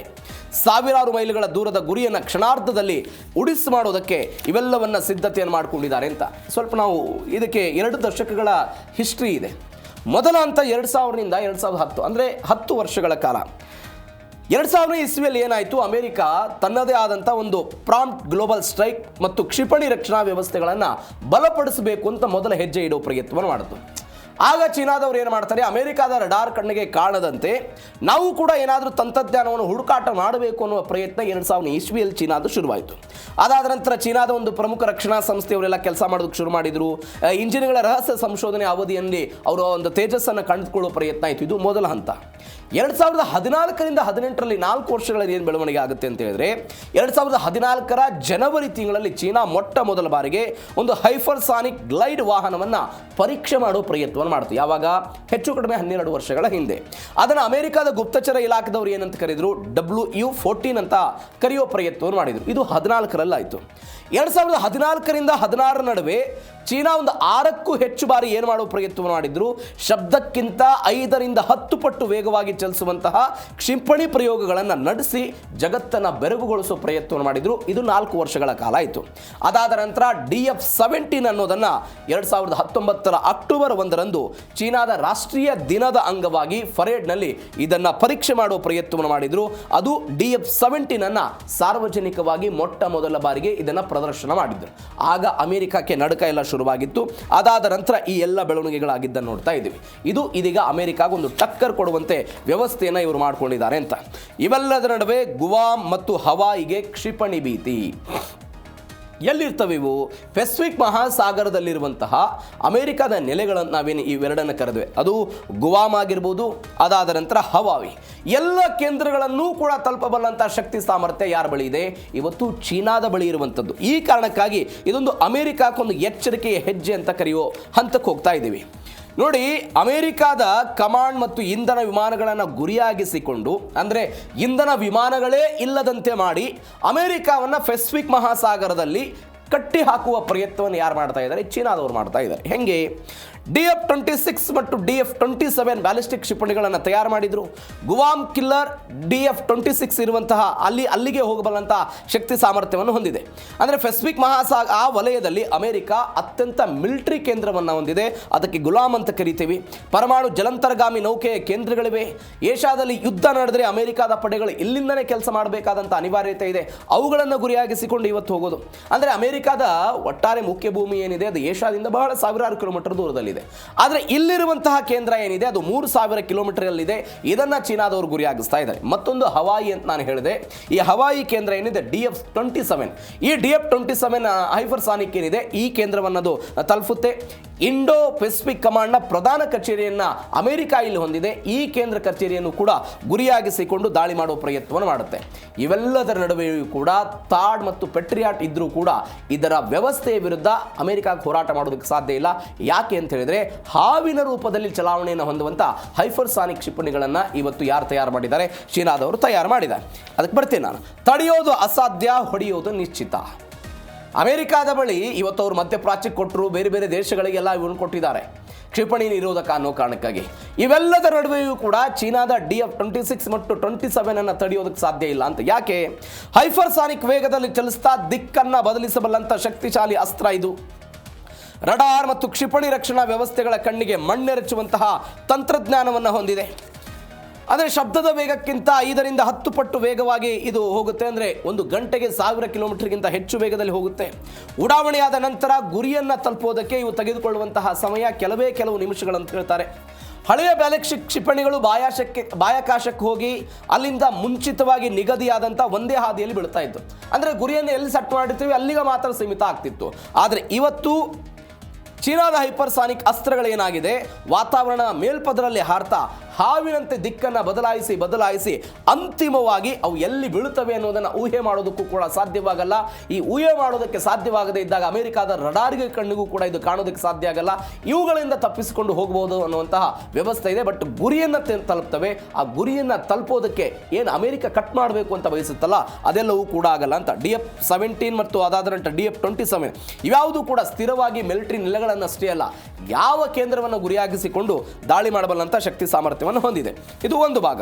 ಇವೆಲ್ಲದರ ನಡುವೆ ಚೀನಾದ ಬತ್ತಳಿಕೆಯಲ್ಲಿ 3150 ಕ್ಷಿಪಣಿಗಳು ಅಂತ ಯಾರು ವರದಿ ಕೊಟ್ಟಿದ್ದಾರೆ? ಪೆಂಟಗನ್ ಅವರು ವರದಿ ಕೊಟ್ಟರು. 2015 ಹೋಲಿಕೆ ಮಾಡ್ತಾರೆ ಅವರು. 147% ಇದು ಭಾರಿ ಏರಿಕೆಯನ್ನು ಕಂಡಿದೆ ಅಂತ ಅಮೆರಿಕಾದ ಸೇನಾಪಡೆ ಪೆಂಟಗನ್ ಅವರು ಕೊಟ್ಟರು ವರದಿ. ಅದರಲ್ಲಿ ಹೇಳ್ತಾರೆ ಅವರು 3150 ಬ್ಯಾಲಿಸ್ಟಿಕ್ ಕ್ಷಿಪಣಿ ಮತ್ತು 3 ಕ್ರೂಸ್ ಕ್ಷಿಪಣಿಗಳನ್ನು ಇವರು ಹೊಂದಿದ್ದಾರೆ. ಶತ್ರುಗಳ ಕಾರ್ಯಾಚರಣೆಯನ್ನು ಸಂಪೂರ್ಣವಾಗಿ ಹತ್ತಿಕ್ಕೋದಕ್ಕೆ ಭಾರಿ ಹೂಡಿಕೆಯನ್ನು ಮಾಡ್ತಾ ಇದ್ದಾರೆ ಅಂತ ಅವರು ಕೊಟ್ಟಿರುವಂಥ ಹೇಳಿಕೆ ಅದು. ಅಮೆರಿಕದ ರಕ್ಷಣಾ ಇಲಾಖೆಯ ಪ್ರಕಾರ 147% ಏರಿಕೆಯಾಗಿದೆ. 2015ರಲ್ಲಿ ಚೀನಾದ ಬಳಿ ಭೂ ಆಧಾರಿತ ಬ್ಯಾಲಿಸ್ಟಿಕ್ ಕ್ಷಿಪಣಿಗಳ ಸಂಖ್ಯೆ ಕೇವಲ 1775 ಇತ್ತು. ಇದೀಗ ಶಾರ್ಟ್ ಆ್ಯಂಡ್ ಮೀಡಿಯಂ ರೇಂಜ್ ಅಂದರೆ 900ರಿಂದ 1300 ಕ್ಷಿಪಣಿಗಳು ಚೀನಾದ ತೀರದಿಂದ ತೈವಾನ್, ಜಪಾನ್, ದಕ್ಷಿಣ ಚೀನಾ ಇವುಗಳ ಮೇಲೆ ಸಾಧಿಸೋದಕ್ಕೆ 900 ಸಣ್ಣ ವ್ಯಾಪ್ತಿಯ ಮತ್ತು 1300 ಮಧ್ಯಮ ವ್ಯಾಪ್ತಿಯ ಸಾಂಪ್ರದಾಯಿಕ ಕ್ಷಿಪಣಿಗಳನ್ನು ಇವರು ಹೊಂದಿದ್ದಾರಂತೆ. ಅದಾದ ನಂತರ ಅಮೆರಿಕದ ಗುವಾಮ್ ಮಿಲಿಟರಿ ನೆಲೆಯನ್ನು ಧ್ವಂಸಗೊಳಿಸಬಲ್ಲಂತ ಪ್ರಸಿದ್ಧ DF-26 ಗುವಾಮ್ ಕಿಲ್ಲರ್ ಅಂತ ಇದನ್ನು ಕರೀತಾರೆ. ಇವುಗಳು ಕೂಡ 500ಕ್ಕಿಂತ ಅಧಿಕ ಇದೆ ಅಂತ ಹೇಳ್ತಿದ್ದಾರೆ. ಖಂಡಾಂತರ ಕ್ಷಿಪಣಿಗಳು ಅದು 400ಕ್ಕಿಂತ ಅಧಿಕ, ಅಂದರೆ ಚೀನಾದಿಂದ ನೇರವಾಗಿ ಅಮೆರಿಕದ ಮುಖ್ಯ ಭೂಭಾಗವನ್ನು ಕನೆಕ್ಟಿವಿಟಿ ಮಾಡಬಲ್ಲಂಥ ಶಕ್ತಿ ಸಾಮರ್ಥ್ಯವನ್ನು ಹೊಂದಿರುವಂಥ ಪರಮಾಣು ಸಾಮರ್ಥ್ಯದ ಖಂಡಾಂತರ ಕ್ಷಿಪಣಿಗಳು 400 ಇದೆ ಅಂತೆ. ಕ್ರೂಸ್ ಕ್ಷಿಪಣಿಗಳು ಕೂಡ 300ಕ್ಕಿಂತ ಅಧಿಕ ಇದೆ ಅಂತ ಹೇಳ್ತಿದ್ದಾರೆ. ಇವೆಲ್ಲದರ ನಡುವೆ ಈ ಭಾರೀ ಏರಿಕೆ ಆಗ್ತಾ ಇರುವುದು ಕೂಡ ಜಾಗತಿಕ ವಲಯದಲ್ಲಿ ಅಮೆರಿಕ ವರ್ಸಸ್ ಚೀನಾದ ನಡುವೆ ಒಂದು ಜಿದ್ದಿಗೆ ಕಾರಣ ಆಗ್ತಾ ಇದೆ ಅನ್ನುವಂಥ ವಿಶ್ಲೇಷಣೆಗಳನ್ನು ಅನೇಕ ಜನ ಮಾಡ್ತಾ ಇದ್ದಾರೆ. ಇದು ಒಂದು. ಇವೆಲ್ಲದರ ನಡುವೆ ಅಮೆರಿಕದ ಮುಂದೆ ಇದೀಗ ಡಬಲ್ ಸವಾಲಿದೆ. ಏನು ಡಬಲ್ ಸವಾಲದು? ಒಂದೆಡೆ ಯುದ್ಧಗಳ ಸರಣಿ ಆಗ್ತಾ ಇದೆ, ಮತ್ತೊಂದು ಕಡೆ ಶಸ್ತ್ರಾಸ್ತ್ರಗಳ ಕೊರತೆಯಲ್ಲಿ ಅಮೆರಿಕ ಇದೆ. ಈಗ ಇರಾನ್ ವಿರುದ್ಧನೇ ಹೋರಾಟ ಮಾಡೋದಕ್ಕೆ ಶಸ್ತ್ರಾಸ್ತ್ರಗಳ ಕೊರತೆ ಆಗಿದ್ದ ನೋಡ್ತಾ ಇದ್ದೀವಿ. ಪೆಂಟಗನ್ ಅವರು ಅನೇಕ ಬಾರಿ ವರದಿಯನ್ನು ಕೊಟ್ಟರು, ಅಲ್ಲಿಯ ರಕ್ಷಣಾ ಸಚಿವರು ಎಲ್ಲ ಹೇಳಿಕೆ ಕೊಟ್ಟಿದ್ದ ನೋಡಿದ್ದೀವಿ. JD ವ್ಯಾನ್ಸ್ ಇದ್ರ ಬಗ್ಗೆ ಮಾತನಾಡಿದ್ದ ನೋಡಿದ್ದೀವಿ. ಏನು ಹೇಳಿದ್ರು ಅವರು? ನಮಗೆ ಇರಾನ್ನಿಂದ ಬರ್ತಾ ಇರುವಂಥ ಡ್ರೋನನ್ನು ತಡೆದು ಅವರ ಬಳಿ ಇರುವಂಥ ಕ್ಷಿಪಣಿಗಳು ಕೂಡ ಖಾಲಿಯಾಗಿ ಹೋಗ್ಬಿಟ್ಟಿದೆ. ಅದಾದ ನಂತರ ತಾಡ್ ಮತ್ತು ಪಟ್ರಿಯಾಟ್ ವ್ಯವಸ್ಥೆಗಳನ್ನು ಉತ್ಪಾದನೆ ಮಾಡಬೇಕು ಅಂತ ಹೇಳಿದ್ರೆ ಇನ್ನೂ ಅನೇಕ ವರ್ಷಗಳ ಸಮಯ ಬೇಕಾಗುತ್ತೆ ಅಂತ ಹೇಳಿದ್ವಿ. ಇತ್ತೀಚೆಗೆ ಅವರಿಗೆ ಸಾವಿರಾರು ಕೋಟಿ ರೂಪಾಯಿ ಹಣವನ್ನು ಕೂಡಲೇ ಬಿಡುಗಡೆ ಮಾಡಿ ಇವೆಲ್ಲವನ್ನ ಮರು ಉತ್ಪಾದನೆ ಶೀಘ್ರವೇ ಆಗಬೇಕು ಅಂತ ಒಂದು ಒಪ್ಪಂದವನ್ನು ಡೊನಾಲ್ಡ್ ಟ್ರಂಪ್ ಮಾಡ್ಕೊಂಡಿದ್ದ ನೋಡಿದ್ದೀವಿ. ಎಲ್ಲ ಭೀತಿಯ ನಡುವೆ ಇವತ್ತು ಚೀನಾದ ಈ ಹೆದರಿಕೆ ಅಥವಾ ಚೀನಾದ ಈ ಹೈಪರ್ಸಾನಿಕ್ ಕ್ಷಿಪಣಿಗಳನ್ನು ಕೂಡ ಎದುರಿಸಬೇಕಾದಂಥ ಅನಿವಾರ್ಯತೆ ಅವರಿಗೆ ಬಂದಿದೆ. ಬ್ಯಾಲಿಸ್ಟಿಕ್ ಕ್ಷಿಪಣಿ ಉಡಾವಣೆಯನ್ನು ಪರಮಾಣು ದಾಳಿ ಅಂತ ತಪ್ಪಾಗಿ ತಿಳಿಯುವಂಥ ಅಪಾಯ ಇದೆ. ಜಾಗತಿಕ ಯುದ್ಧದ ಭೀತಿ ಇದೆ. ಅಮೆರಿಕದ ವೈಮಾನಿಕ ಭದ್ರತೆಗೆ ಇದೀಗ ದೊಡ್ಡ ಮಟ್ಟದ ಆತಂಕ ಎದುರಾಗ್ತಾ ಇದೆ. ನೀವು ಜಾಗತಿಕವಾಗಿ ಬೇರೆ ಬೇರೆ ಯುದ್ಧಗಳನ್ನು ನಿರ್ವಹಿಸುವಂತ ಅಮೆರಿಕ ಹೋಗ್ತಾ ಇದೆ. ಒಂದು ಕಡೆ ಉಕ್ರೇನ್ ಮತ್ತು ರಷ್ಯಾದ ನಡುವೆ ಯುದ್ಧವನ್ನು ನಾವು ತೀರ್ಮಾನ ಮಾಡ್ತೀವಿ ಅಂತ ಬರ್ತಾರೆ. ಇಲ್ಲಿ ಭಾರತ ಮತ್ತು ಪಾಕಿಸ್ತಾನ ನಡುವೆ ಯುದ್ಧ ಆದರೆ ಇಲ್ಲ ನಾನು ನಿಲ್ಲಿಸಿದ್ದೀನಿ ಅಂತ ಹೇಳ್ತಾರೆ. ಇವೆಲ್ಲದರ ನಡುವೆ ಇರಾನ್ ಜೊತೆಗೆ ಯುದ್ಧವನ್ನು ಮಾಡುವ ಪ್ರಯತ್ನವನ್ನು ಅಮೆರಿಕ ಮಾಡ್ತಾ ಇದೆ. ಇವೆಲ್ಲಕ್ಕಿಂತ ಹೆಚ್ಚಾಗಿ ಅಮೆರಿಕದ ಆರ್ಥಿಕತೆ ಕುಸಿತಾ ಇದೆ. ಎಲ್ಲ ಸವಾಲುಗಳ ನಡುವೆಯೂ ಕೂಡ ಚೀನಾದ ಈ ಹೈಪರ್ಸಾನಿಕ್ ಕ್ಷಿಪಣಿಯ ಭೀತಿ ಇವತ್ತು ಅಮೆರಿಕ ಕಾಡ್ತಾ ಇದೆ. ಇದನ್ನು ಅವರು ಹೆಂಗ್ ಫೇಸ್ ಮಾಡ್ತಾರೆ ನೋಡೋಣ. ಇದು ಮೂರನೇ ಸುದ್ದಿ. ಭಾರತ ರಕ್ಷಣೆಯ ವಿಚಾರದಲ್ಲಿ ಒಂದು ಸಾಹಸಮಯ ಒಂದು ಐತಿಹಾಸಿಕ ನಿರ್ಣಯವನ್ನು ತೆಗೆದುಕೊಂಡಿದೆ. ಅದು ರಕ್ಷಣೆಯ ವಿಚಾರದಲ್ಲಿ ಖಾಸಗಿತನದ ಪಾಲುದಾರಿಕೆಯನ್ನು ಬಯಸ್ತಾ ಇರೋದು. ಯಾವುದರಲ್ಲಿ? ಕಾರ್ಯತಂತ್ರದ ಕ್ಷಿಪಣಿ, ಪರಮಾಣು ಶಸ್ತ್ರಾಸ್ತ್ರಗಳ ಈ ಪ್ಲಾಟ್ಫಾರ್ಮ್ಗಳ ತಯಾರಿಕೆಗೆ ಖಾಸಗಿ ಕಂಪನಿಗಳ ಬಾಗಿಲನ್ನು ಭಾರತ ಮೊಟ್ಟ ಮೊದಲಿಗೆ ಹೋಗ್ತಾ ಇದೆ. ನಾವು ಇತ್ತೀಚೆಗೆ ಪಾಕಿಸ್ತಾನದ ಕಥೆ ನೋಡಿದ್ವಿ. ಪರಮಾಣು ವಿಚಾರದಲ್ಲಿ ಹೆಂಗೆ ಮುನೀರ್ ಏಕಸ್ವಾಮ್ಯತೆಯನ್ನು ಪಡೆದುಕೊಳ್ತಾ ಇದ್ದಾರೆ. ಆ ವ್ಯಕ್ತಿಗೆ ಬೇಕಾದಂಥ ವ್ಯಕ್ತಿಯನ್ನು ರಜಾ ಎನ್ನುವಂಥ ಒಬ್ಬ ವ್ಯಕ್ತಿಯನ್ನು ತೆಗೆದುಕೊಂಡು ಬಂದು ಅದರ ಅಂತಿಮ ನಿರ್ಧಾರವನ್ನು ತೆಗೆದುಕೊಳ್ಳೋದಕ್ಕೆ ಅವರ ಹತೋಟಿಗೆ ತೆಗೆದುಕೊಳ್ಳ ಸೇನೆ ವರ್ಸಸ್ ಸರ್ಕಾರದ ನಡುವೆ ಆಗ್ತಾ ಇರುವಂಥ ಬೆಳವಣಿಗೆ ನೋಡಿದ್ವಿ. ಆದರೆ ಇದಕ್ಕೆ ತದ್ವಿರುದ್ಧವಾಗಿ ಭಾರತ ಇವತ್ತು ಆ ವಿಚಾರದಲ್ಲಿ ಒಂದು ಮೈಲಿಗಲ್ಲನ್ನು ತೆಗೆದುಕೊಳ್ತಾ ಇದೆ. ಖಾಸಗಿ ಸಹಭಾಗಿತ್ವವನ್ನೂ ಕೂಡ ತೆಗೆದುಕೊಂಡು ಇವತ್ತು ಮತ್ತಷ್ಟು ಮಗದಷ್ಟು ಬೆಳವಣಿಗೆಯನ್ನು ಕ್ಷಿಪಣಿಗಳ ವಿಚಾರದಲ್ಲಿ ಸಾಧಿಸಬಹುದು ಅಂತ ಭಾರತ ಹೋಗ್ತಾ ಇದೆ. ಹಾಗಾದರೆ ಖಾಸಗಿಯವರು ಯಾರ್ಯಾರು ಬರಬಹುದು?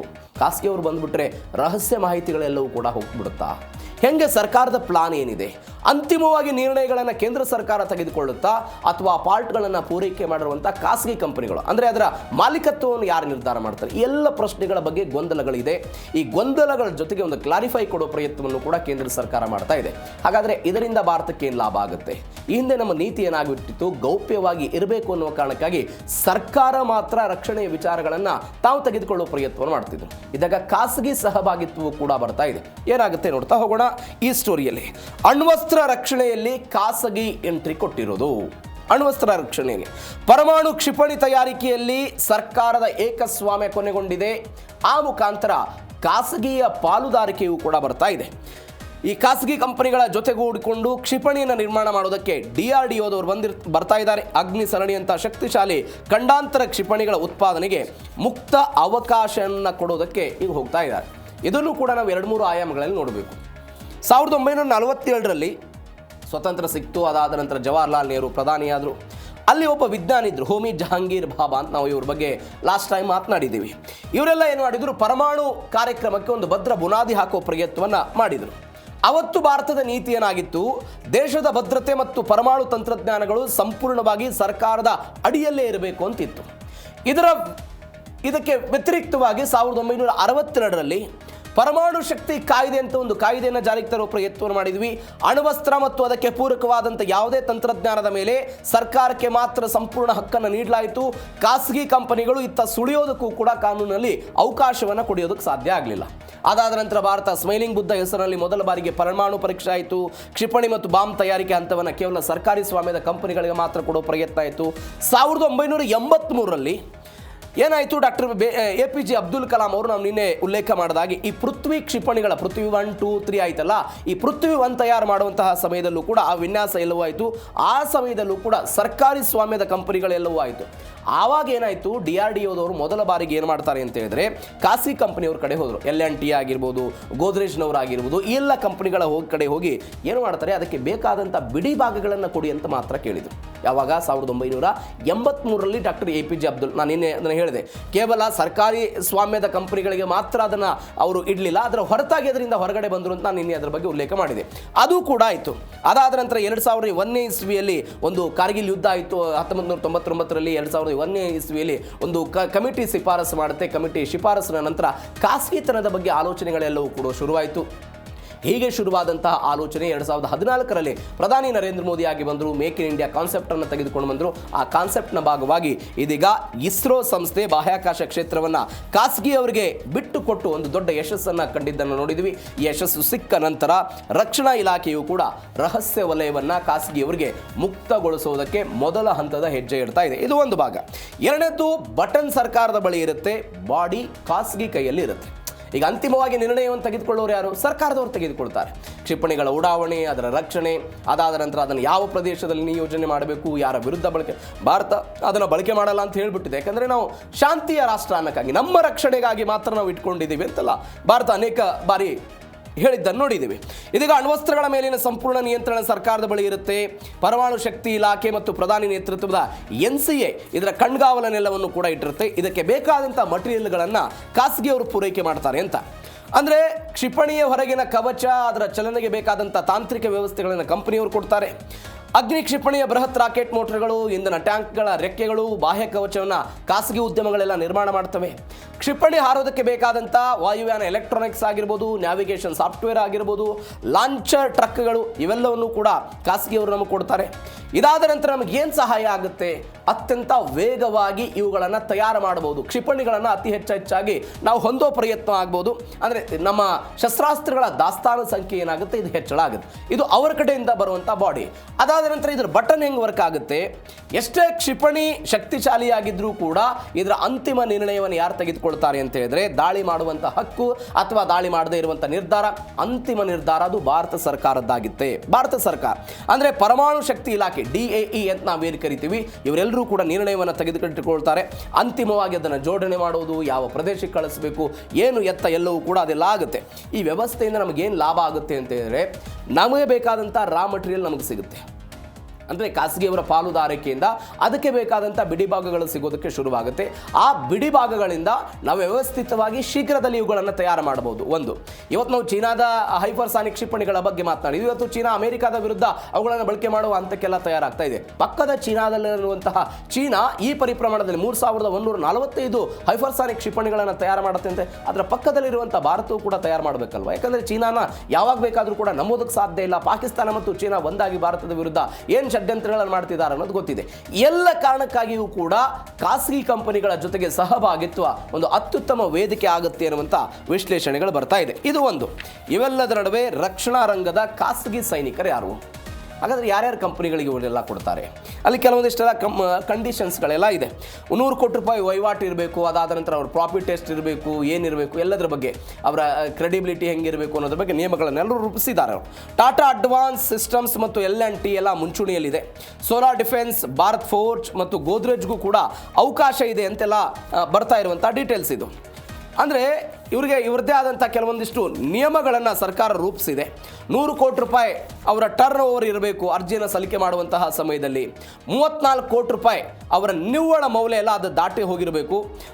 ಯೋಜನೆಯ ಒಟ್ಟು ವೆಚ್ಚದ ಕನಿಷ್ಠ 5ರಷ್ಟೆಲ್ಲ ಇರಬೇಕು ಅಂತಿದೆ. 5 ವರ್ಷಗಳ ಅವಧಿಯಲ್ಲಿ ಕಂಪನಿ 2 ವರ್ಷಗಳಲ್ಲಾದರೂ ಕೂಡ ಕಡ್ಡಾಯವಾಗಿ ಲಾಭವನ್ನು ಗಳಿಸಿರಬೇಕು, ನಷ್ಟದಲ್ಲಿ ಇರಬಾರ್ದು ಅನ್ನುವಂಥದ್ದು ಒಂದು ಕಂಡೀಷನ್ ಇದೆ. ಅದಾದ ನಂತರ ಬಿಕ್ಕಟ್ಟಿನ ಸಮಯದಲ್ಲಿ ಸಾಲ ಪಡೆಯುವಂಥ ಸಾಮರ್ಥ್ಯವನ್ನು ಸಾಬೀತುಪಡಿಸುವುದಕ್ಕೆ ಕ್ರೆಡಿಟ್ ರೇಟಿಂಗ್ ಕೂಡ ಅತ್ಯುತ್ತಮವಾಗಿರಬೇಕು ಅಂತೆಲ್ಲ ಹೇಳ್ತಿದ್ದಾರೆ. ಹೇಳ್ತಿದ್ದಾರೆ. ಬೃಹತ್ ಉತ್ಪಾದನೆಯ ಅನುಭವ ಅವರಿಗೆಲ್ಲ ಇರಬೇಕು. ರಕ್ಷಣಾ ಇಲಾಖೆಯಿಂದ ಆರ್ಡರ್ ಸಿಕ್ಕಾಗ 50ರಿಂದ 100 ಯೂನಿಟ್ಗಳಷ್ಟು ಕ್ಷಿಪಣಿಗಳನ್ನು, ಬಾಂಬ್ಗಳನ್ನು ಒಟ್ಟಿಗೆ ಬೃಹತ್ ಪ್ರಮಾಣದಲ್ಲೆಲ್ಲ ಉತ್ಪಾದನೆ ಮಾಡಬಲ್ಲಂಥ ಕಂಪನಿ ಎಲ್ಲ ಇರಬೇಕು ಅಂತ ಹೇಳ್ತಿದ್ದಾರೆ. ನಾನು ಅವಾಗಲೇ ಹೇಳಿದೆ, ಟಾಟಾ ಅಡ್ವಾನ್ಸ್ ಸಿಸ್ಟಮ್ ಲಿಮಿಟೆಡ್ ಆಗಿರ್ಬೋದು, L&T ಆಗಿರ್ಬೋದು, ಸೋಲಾರ್ ಡಿಫೆನ್ಸ್ ಆ್ಯಂಡ್ ಏರೋಸ್ಪೇಸ್. ಯಾಕಂದರೆ ಜಲಾಂತರ್ಗಾಮಿ ನಿರ್ಮಾಣದಲ್ಲಿ ಫಿನಾಕ ರಾಕೆಟ್ ಲಾಂಚರ್ ಕೆಲಸದಲ್ಲೂ ಕೂಡ ಯಾರು ನಮಗೆ L&T ಕೆಲಸ ಮಾಡಿತ್ತು, ಟಾಟಾ ಅಡ್ವಾನ್ಸ್ ಕೂಡ ಟ್ರಕ್ ಆಗಿರ್ಬೋದು, ಏರೋಸ್ಪೇಸಿಗೆ ಸಂಬಂಧಪಟ್ಟಿದ್ದೆಲ್ಲವನ್ನು ಕೂಡ ಅಭಿವೃದ್ಧಿಪಡಿಸಿದ್ದ ನೋಡಿದ್ದೀವಿ. ಹೀಗಾಗಿ ಈ ಕಂಪನಿಗಳು ಸದ್ಯಕ್ಕೆ ಮುಂಚೂಣಿಯಲ್ಲಿದೆ ಅಂತ ಸದ್ಯಕ್ಕೆ ಬರ್ತಾ ಇರುವಂಥ ಅಪ್ಡೇಟು. ಇವೆಲ್ಲದರ ನಡುವೆ ಏನು ಲಾಭ ಇದು? ಚೀನಾ ಮತ್ತು ಪಾಕಿಸ್ತಾನಕ್ಕೆ ಒಂದು ಸವಾಲಾಗುತ್ತೆ ಇದೊಂದು ಮಾಸ್ ಪ್ರೊಡಕ್ಷನ್. ನಾನು ಅವಾಗಲೇ ಹೇಳಿದೆ, ಚೀನಾ ಮತ್ತು ಪಾಕಿಸ್ತಾನದವ್ರು ಸೇರಿಕೊಂಡು ಏನು ಬೇಕಾದರೂ ಮಾಡ್ಬೋದು ಎನ್ನುವಂಥ ಆಲೋಚನೆಯಲ್ಲಿದ್ದಾಗ ಈ ದ್ವಿಮುಖ ಗಡಿ ಸಂಘರ್ಷವನ್ನು ನಾವು ತಪ್ಪಿಸಬೇಕು. ಇದಕ್ಕೆ ಕಾರಣ ಏನು ಅಂತ ಹೇಳಿದ್ರೆ, ನಮ್ಮ ಕ್ಷಿಪಣಿಗಳ ಸಂಖ್ಯೆಯನ್ನು ಹೆಚ್ಚಳ ಮಾಡೋದು ಅನಿವಾರ್ಯ ಆಗುತ್ತೆ. ಹೀಗಾಗಿ ಸರ್ಕಾರಿ ಸಂಸ್ಥೆಗಳಿಂದ ಅಲ್ಪಾವಧಿಯಲ್ಲಿ ಸಾವಿರಾರು ಕ್ಷಿಪಣಿಗಳನ್ನು ಉತ್ಪಾದನೆ ಮಾಡೋದು ಸಹಜವಾಗಿ ಕಡಿಮೆ ಆಗುತ್ತೆ. ಈ ಕಾರಣಕ್ಕಾಗಿ ಖಾಸಗಿ ಸಹಭಾಗಿತ್ವವನ್ನು ತೆಗೆದುಕೊಂಡು ಬರೋದಕ್ಕೆ ಸರ್ಕಾರ ಮುಂದಾಗಿದೆ. ಖಾಸಗಿ ರಂಗದ ಪ್ರವೇಶ ಮಾಡೋದ್ರ ಮುಖಾಂತರ L&T ಆಗಿರ್ಬೋದು, ಟಾಟಾ ಆಗಿರ್ಬೋದು, ಸೋಲಾರ್ ಡಿಫೆನ್ಸ್ ಇವರೆಲ್ಲರನ್ನ ಕೂಡ ತೆಗೆದುಕೊಂಡು ಬಂದು ಅತಿ ಹೆಚ್ಚಳವಾಗಿ ವೇಗವಾಗಿ ಇದನ್ನು ಅಭಿವೃದ್ಧಿಪಡಿಸಬಹುದು ಎನ್ನುವಂತಹ ಆಲೋಚನೆ ಸರ್ಕಾರದಲ್ಲಿದೆ. ಆದರೆ ನೀವು ನೋಡಿ, ಚೀನಾದ ಡ್ಯಾಂಗ್ಫೆಂಗ್ ಸರಣಿಯ ಕ್ಷಿಪಣಿಗಳ ಉತ್ಪಾದನಾ ವೇಗ ಭಾರತಕ್ಕಿಂತ ಹೆಚ್ಚಳ ಆಗಿದ್ದ ನೋಡ್ತಾ ಇದ್ದೀವಿ. ಭಾರತದ ಅಗ್ನಿ ಕ್ಷಿಪಣಿಗಳನ್ನು ಕೇವಲ ಸರ್ಕಾರಿ ಸ್ವಾಮ್ಯದ ಭಾರತ್ ಡೈನಾಮಿಕ್ಸ್ ಲಿಮಿಟೆಡ್, BDL ಅಂತ ನಾವೇನು ಕರಿತೀವಿ, ಅವರು ಮಾತ್ರ ತಯಾರು ಮಾಡ್ತಾ ಇದ್ರು. ಇದು ವರ್ಷಕ್ಕೆ ಕೆಲವು ಕ್ಷಿಪಣಿಗಳನ್ನು ಮಾತ್ರ ಇವರು ತಯಾರು ಮಾಡ್ತಾ ಇದ್ರು. ಈ ಕಾರಣಕ್ಕಾಗಿ ಖಾಸಗಿ ನಾವು ಸಂಸ್ಥೆಗಳಿಗೆ ಹೋದರೆ ಚೀನಾದಕ್ಕಿಂತಲೂ ಕೂಡ ವೇಗವಾಗಿ ತಯಾರು ಮಾಡಬಹುದು ಅತಿ ಕಡಿಮೆಯಲ್ಲಿ ಎನ್ನುವಂತಹ ಕಾರಣಕ್ಕಾಗಿ ಅಗ್ನಿ-5 ಆಗಿರ್ಬೋದು, ಪ್ರಳಯ ಕ್ಷಿಪಣಿಗಳನ್ನು ಮಾಸ್ ಪ್ರೊಡಕ್ಷನ್ ಎಲ್ಲ ಮಾಡಬಹುದು ಎನ್ನುವಂಥ ಅಂದಾಜೆಲ್ಲ ಹೇಳ್ತಿದ್ದಾರೆ. ಇವೆಲ್ಲಕ್ಕಿಂತ ಹೆಚ್ಚಾಗಿ ಮತ್ತೊಂದು ಬೆಳವಣಿಗೆ ಏನು ಅಂತ ಹೇಳಿದ್ರೆ, ಅಗ್ನಿ-5 ಮತ್ತು ಪ್ರಳಯಗಳನ್ನು ವಿಶೇಷವಾದಂಥ ಸಿಲಿಂಡರ್ ಕವಚಗಳ ಒಳಗೆ ಇಟ್ಟು ದೀರ್ಘಕಾಲದ ತನಕವೂ ಕೂಡ ಸುರಕ್ಷಿತವಾಗಿಟ್ಟು ಯಾವುದೇ ಸಮಯದಲ್ಲೂ ಕೂಡ ರೆಡಿ ಟು ಯೂಸ್ ಎನ್ನುವಂಥ ಹಂತಕ್ಕೂ ಕೂಡ ಭಾರತ ಈಗ ತೆಗೆದುಕೊಂಡು ಹೋಗಿದ್ದ ನೋಡ್ತಾ ಇದ್ದೀವಿ. ಇದೀಗ ಕ್ಯಾನಿಸ್ಟರ್ ವ್ಯವಸ್ಥೆಗಳು ಮತ್ತು ಬೃಹತ್ ಲಾಂಚರ್ ಟ್ರಕ್ಗಳನ್ನು ಆರ್ಡರ್ ಸಿಕ್ಕ ಕೆಲವೇ ತಿಂಗಳುಗಳಲ್ಲಿ ನೂರಾರು ಸಂಖ್ಯೆಯಲ್ಲಿ ಉತ್ಪಾದಿಸುವಂತಹ ತಾಂತ್ರಿಕ ಸಾಮರ್ಥ್ಯ ಟಾಟಾ ಆ್ಯಂಡ್ L&T ಅವರ ಬಳಿ ದೊಡ್ಡ ಮಟ್ಟದಲ್ಲಿ ಇದೆ ಅಂತ ಹೀಗಾಗಿ ಅವರಿಗೆಲ್ಲ ಕೊಡ್ತಿದ್ದಾರೆ ಅಂತ. ಎರಡನೇದು, ಈ ಪಾಕಿಸ್ತಾನ ಏನು ಪ್ರಾಕ್ಸಿ ವಾರ್ ಮಾಡೋ ಪ್ರಯತ್ನವನ್ನು ಭಾರತದ ವಿರುದ್ಧ ಮಾಡುತ್ತೆ. ಅಂದರೆ ನನ್ನ ಬಳಿ ಪರಮಾಣು ಇದೆ ಅನ್ನುವಂಥ ಕಾರಣಕ್ಕಾಗಿ ಮಧ್ಯಪ್ರಾಚ್ಯದ ಬೇರೆ ಬೇರೆ ದೇಶಗಳನ್ನು ತನ್ನ ತೆಕ್ಕೆಗೆ ತೆಗೆದುಕೊಂಡು ಇದೆಲ್ಲ ಮಾಡೋ ಪ್ರಯತ್ನವನ್ನು ಮಾಡುತ್ತಲ್ಲ, ಅದಕ್ಕೂ ಕೂಡ ಒಂದು ಏಟು ಕೊಡೋ ಪ್ರಯತ್ನವನ್ನು ಭಾರತ ಮಾಡುತ್ತೆ ಅನ್ನುವಂಥ ಲೆಕ್ಕಾಚಾರ. ಇವೆಲ್ಲದರ ನಡುವೆ ಮತ್ತೊಂದು ಕೊನೆಯ ಬೆಳವಣಿಗೆ ಏನು ಅಂತ ಹೇಳಿದ್ರೆ, ಈ ಆತ್ಮನಿರ್ಭರತೆಯ ಹಾದಿಯಲ್ಲಿ ಸವಾಲುಗಳು ಏನಿದೆ? ಸಹಜವಾಗಿ ಸೈಬರ್ ದಾಳಿ ಮತ್ತು ರಹಸ್ಯ ಮಾಹಿತಿಯ ರಕ್ಷಣೆ ದೊಡ್ಡ ಮಟ್ಟದ ಸವಾಲಾಗಿ ಕಾಡುತ್ತೆ. ಖಾಸಗಿ ಸಂಸ್ಥೆಗಳ ಗುಣಮಟ್ಟದಲ್ಲಿ ಶೂನ್ಯ ದೋಷ ಕಾಯ್ದುಕೊಳ್ಳುವುದೆಲ್ಲ ಅತಿ ಮುಖ್ಯ ಆಗಿಬಿಡುತ್ತೆ. ಗುತ್ತಿಗೆದಾರರ ಬದಲಿಗೆ ಅಭಿವೃದ್ಧಿ ಪಾಲುದಾರರಾಗಿ ಖಾಸಗಿ ಕಂಪನಿಗಳೆಲ್ಲ ಕೆಲಸವನ್ನು ಮಾಡುವಂಥ ಹಂತಕ್ಕೆ ಹೋಗ್ತವೆ. ಹೀಗಾಗಿ ಅದು ಅಲ್ಟಿಮೇಟ್ ಏನಾಗುತ್ತೆ ಅನ್ನೋದು ಕೂಡ ಸದ್ಯಕ್ಕಿರುವಂತಹ ಪ್ರಶ್ನೆ. ಇವೆಲ್ಲದರ ನಡುವೆ ಇವೆಲ್ಲವನ್ನ ಮೆಟ್ಟಿ ನಿಂತು ಭಾರತ ಸರ್ಕಾರ ಇದನ್ನು ಹೆಂಗೆ ತೆಗೆದುಕೊಂಡು ಹೋಗುತ್ತೆ ಅನ್ನೋದು ಸದ್ಯಕ್ಕಿರುವಂತಹ ಕುತೂಹಲ. ಒಂದು ಮಾಸ್ ಪ್ರೊಡಕ್ಷನ್ ಆಗುತ್ತೆ. ಮಾಸ್ ಪ್ರೊಡಕ್ಷನ್ನ ಜೊತೆಗೆ ಖಾಸಗಿ ಪಾಲುದಾರಿಕೆ ಬಂದಾಗ ಕೆಲವೊಂದಿಷ್ಟು ಸಮಸ್ಯೆಗಳು ಸಹಜವಾಗಿ ಆಗುತ್ತೆ. ಸರ್ಕಾರ ಏನು ಮಾಡುತ್ತೆ ನೋಡೋಣ. ಇದು 4ನೇ ಸುದ್ದಿ. ಇನ್ನು ಕೊನೆಯ ಸುದ್ದಿ, ಚಾಮರಾಜನಗರ ಜಿಲ್ಲೆಯ ಹನೂರು ವ್ಯಾಪ್ತಿಯಲ್ಲಿ ಆದಂತಹ ಈ ಶೂಟೌಟ್ ಪ್ರಕರಣ. ಈ ಶೂಟೌಟ್ ಪ್ರಕರಣ ಆದ ನಂತರ ಈ ಪ್ರತಿಭಟನೆಗಳಾಯ್ತಲ್ಲ, ಈ ಪ್ರತಿಭಟನೆಗಳ ಲಿಂಕ್ ಬೇರೆ ಬೇರೆ ದಿಕ್ಕಿನಲ್ಲಿ ಹೋಗ್ತಾ ಇದೆ. ಏನೇನಾಯಿತು ಕ್ವಿಕ್ ಆಗಿ 5ನೇ ಸ್ಟೋರಿಯಲ್ಲಿ ನೋಡ್ತಾ ಹೋಗೋಣ. ಹನೂರು ಅರಣ್ಯದಲ್ಲಿ ಟೈಗರ್ಸ್ ಸದ್ದು ಕೇಳಿ ಬಂದಿದೆ. ಟೈಗರ್ಸ್ ಆಫ್ ಜಸ್ಟಿಸ್ ಎನ್ನುವಂಥ ಹೆಸರಿನ ಸ್ವಯಂ ಘೋಷಿತ ಸಂಘಟನೆ ಇದೀಗ ಸಕ್ರಿಯ ಆಗಿರೋದು. ನಮ್ಮ ಕುಟುಂಬಸ್ಥರಿಗೆಲ್ಲ ಹೊಡೆದ್ಬಿಟ್ರು, ಇದು ನಕಲಿ ಎನ್ಕೌಂಟರ್ ಅಂತ ಅನೇಕ ಜನ ಪ್ರತಿಭಟನೆ ಎಲ್ಲ ಆಯಿತು. ಇವೆಲ್ಲದರ ನಂತರ ಪ್ರತಿಭಟನೆ ಆಯ್ತಲ್ಲ, ಅಲ್ಲೊಂದು ಸ್ವಯಂ ಘೋಷಿತ ಸಂಘಟನೆ ಬಂತು. ಯಾವುದು? ಟೈಗರ್ ಆಫ್ ಜಸ್ಟಿಸ್ ಅಂತ. ಅವ್ರು ಹೇಳ್ತಾರೆ, ಮಾಲ್ಟಳ್ಳಿ, ಸಂದಲಪಳ್ಳಿ ಭಾಗದಲ್ಲಿ ಈ ಚಟುವಟಿಕೆಗಳು ಕೇಂದ್ರೀಕೃತವಾಗಿದೆ ಅಂತ.